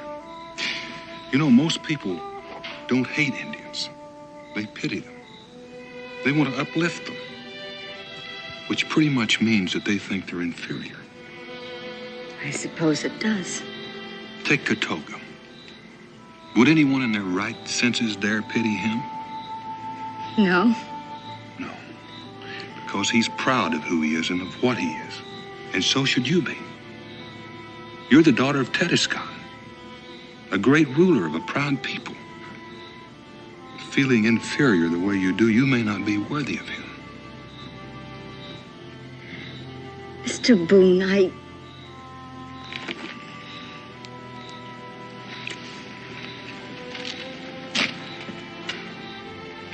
Luana, you can do what you like with these. I'm tired of carrying them.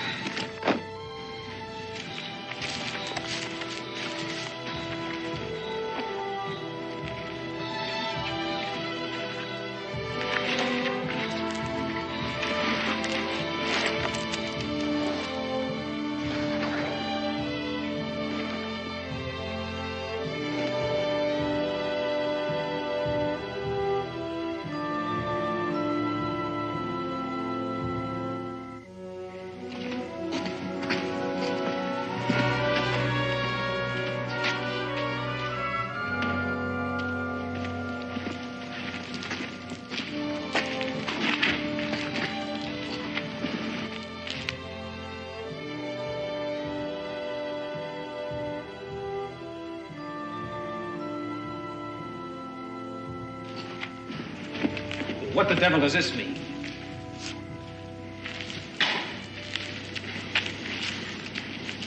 did you know my mother, Mr. Boone? A long time ago. Do I look like her?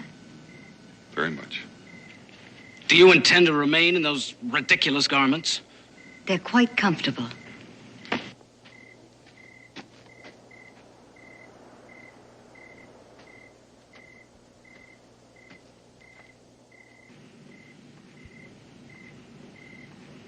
Will you teach me to speak Delaware, Katoga? I must have known it once, but I've forgotten.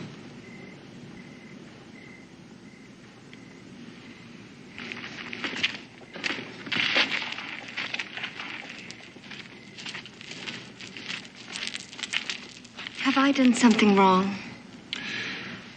Well, in a way, you're more or less asking him to cut his own throat.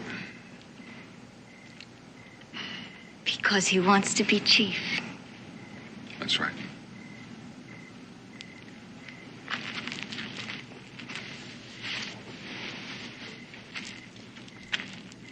You didn't answer me, Katoga.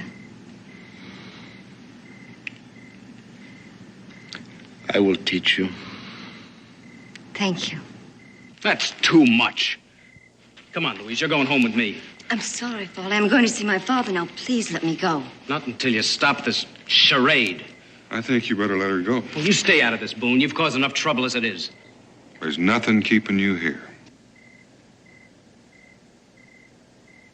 Louise? I'm sorry, Foley.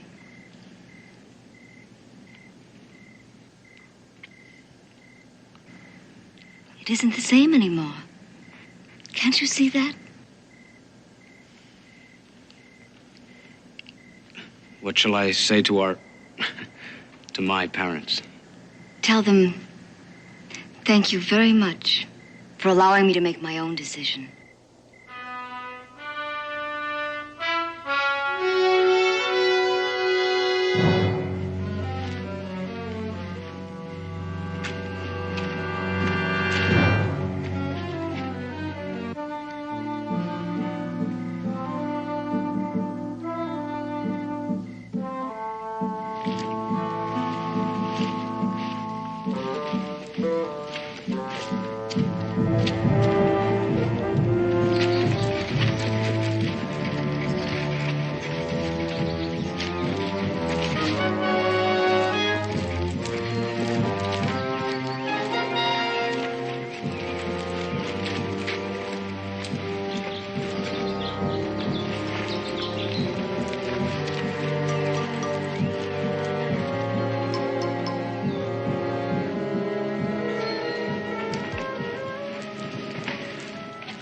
Wangom gusto kawan no chan. Welcome, my child. I did not think you could remember our language. Katoga taught me a few words on the way. Katoga? You must be a diplomat, my child. Well, it could be, Tedescon. I kind of think there's more to it than that. She is very beautiful. Like her mother. Yeah. Yes, like her mother. I'll be going. Oh, no, wait. Tonight, there will be a council meeting, and then you may go with my thanks. And if there is no war among my people, it is because of what you have done. War? I'll wait. Do you know why you were here? He said you had died. It is true. No. We won't talk of that. There's so little time. And we have very many more important things to talk about. Death and I have only been waiting for you, my child. Yeah. Sit beside me. Are you afraid of me? No. Then why do you weep? I have two fathers, and I am losing them both. That is hard. But what I will ask of you is harder still. Tell me, are you a person of strength and courage? I don't know. It is not proper to be modest with me.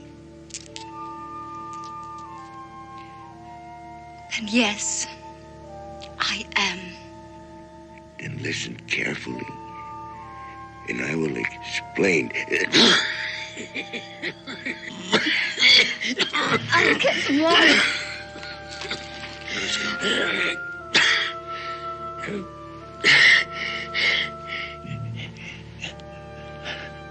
How does she seem?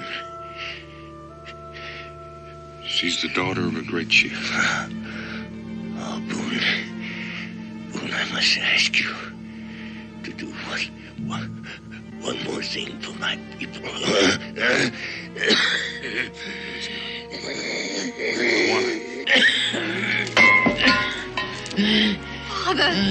Father!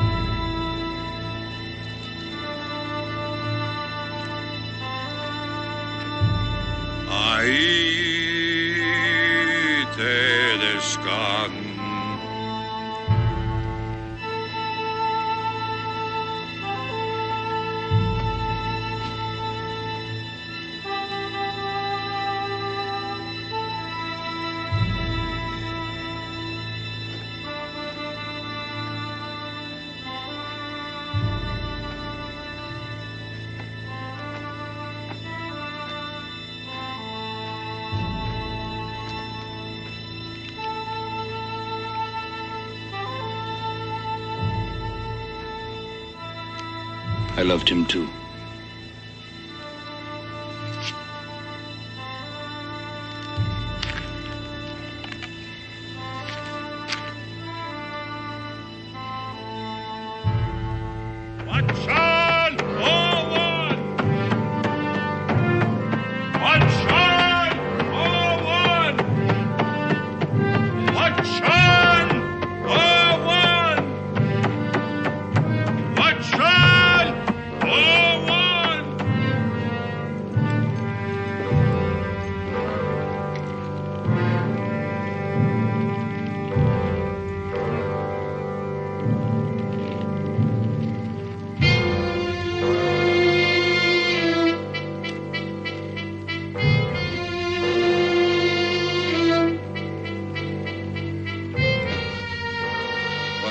Disturbs our council.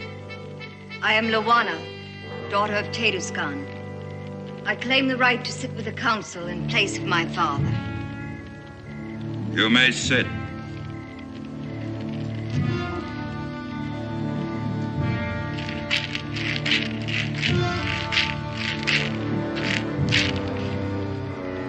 The council will begin.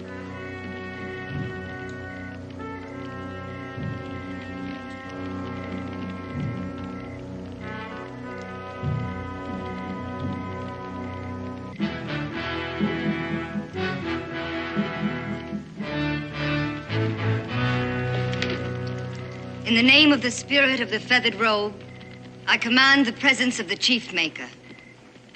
Who commands the presence of the chief maker? Lawana, daughter of Teduscan, rightful queen of the Delaware nation. All who accept this woman as queen must pay homage.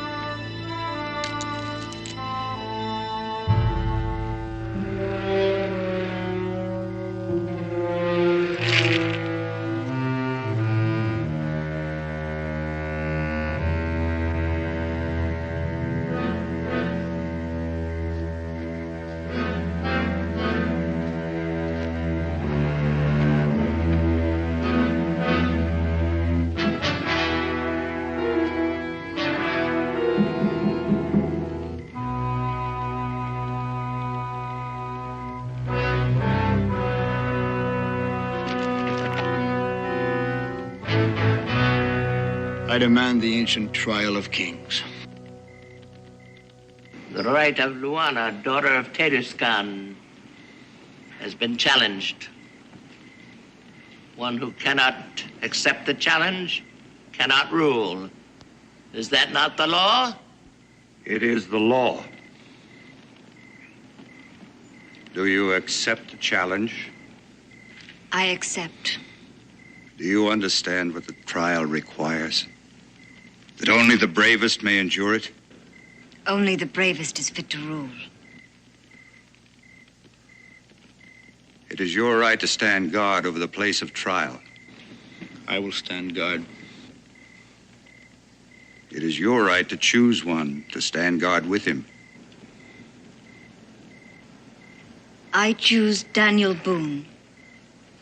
Does Daniel Boone agree? I agree. So be it.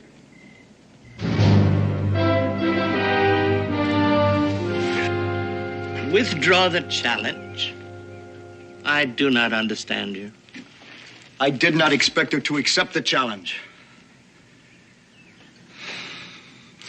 Perhaps she will not survive. It is her business to withdraw Or would you rather spend your life subject to a woman? There are those that say I'm already subject to a woman and that you... Speak up, my son. Say what is in your mind. That you would rule through me and that you would make a war to show your power. Do you believe this? I do not know. I have spent my life trying to win the feathered robe for you. Do you think I would steal it from your shoulders? Have I ever given you reason to distrust me? Answer me, my son. No, my mother. No, you have not. Well, then trust me now. You will be chief. Not slave to mother or queen, but chief. I promise you this.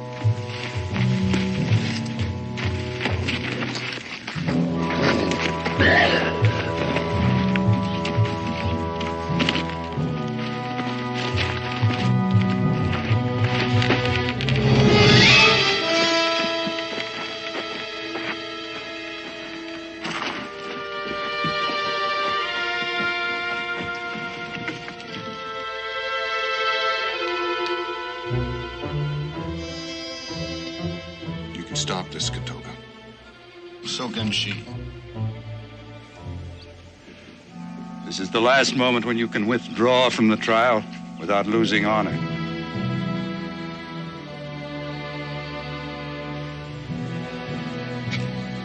Let the trial begin. So be it.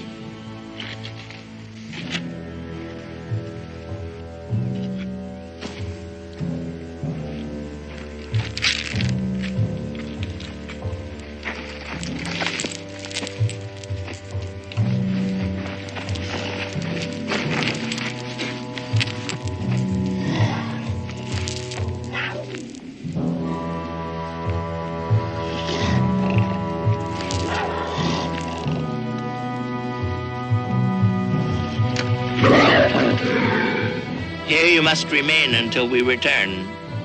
You will touch no one, no one will touch you. You will eat nothing, nor will you drink. If at the setting of tomorrow's sun you have survived the trial, I, Tatama, chief maker to the Delaware, will place the mantle of the feathered robe on your shoulders.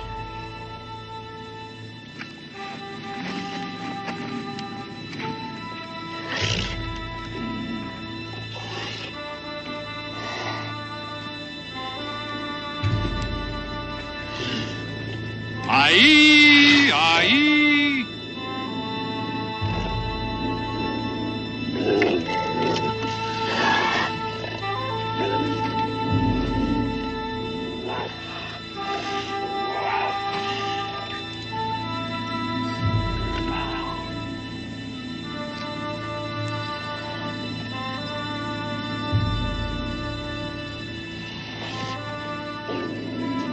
Oh, Great Spirit, the destiny of this woman is in your hands. To interfere is forbidden. You, Katoga, and you, Boone, will remain to see that the will of the Great Spirit prevails.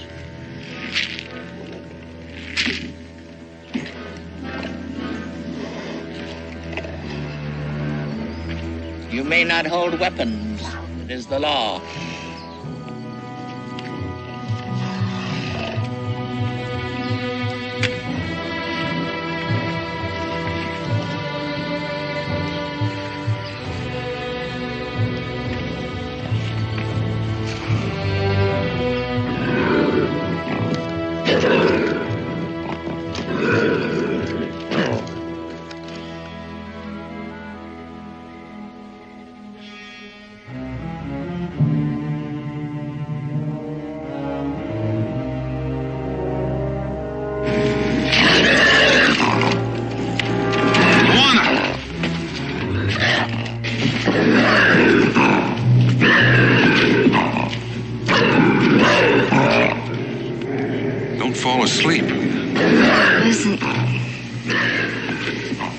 Thinking about white wine.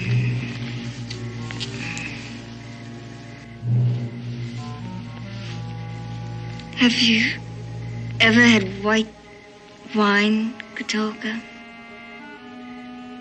I've never had white wine. Poor Katolka. Pity Katolka. I never should have gotten you into this in the first place. I'm all right. Just a bit chilled. Well, you better enjoy the chill while you can. It's going to be daylight before long.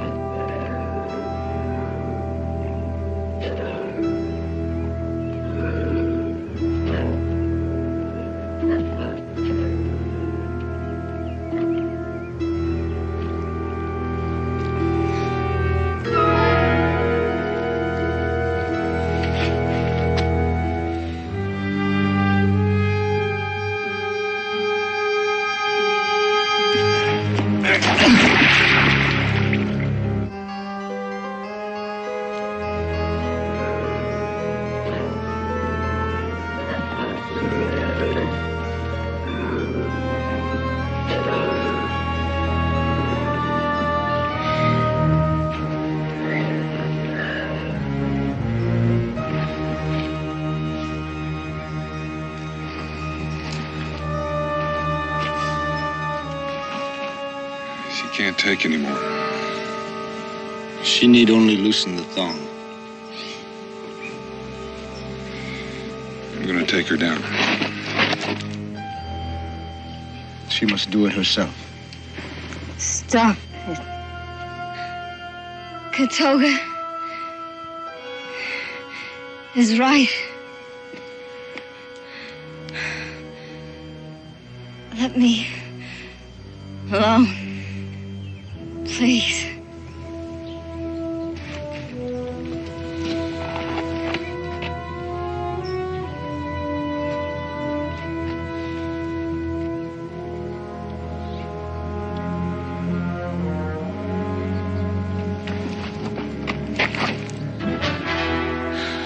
Stay with her.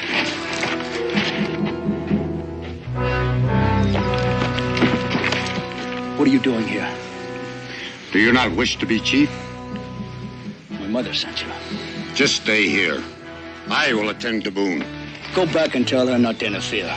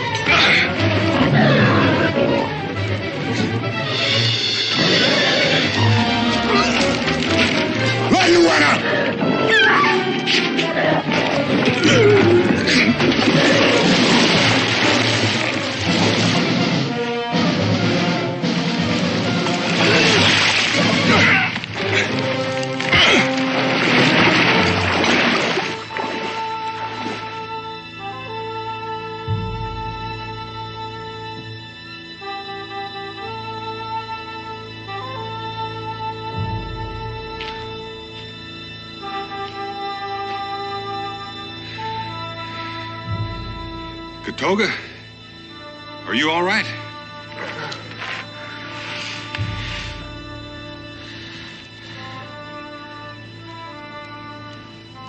I'm only paying homage to my queen.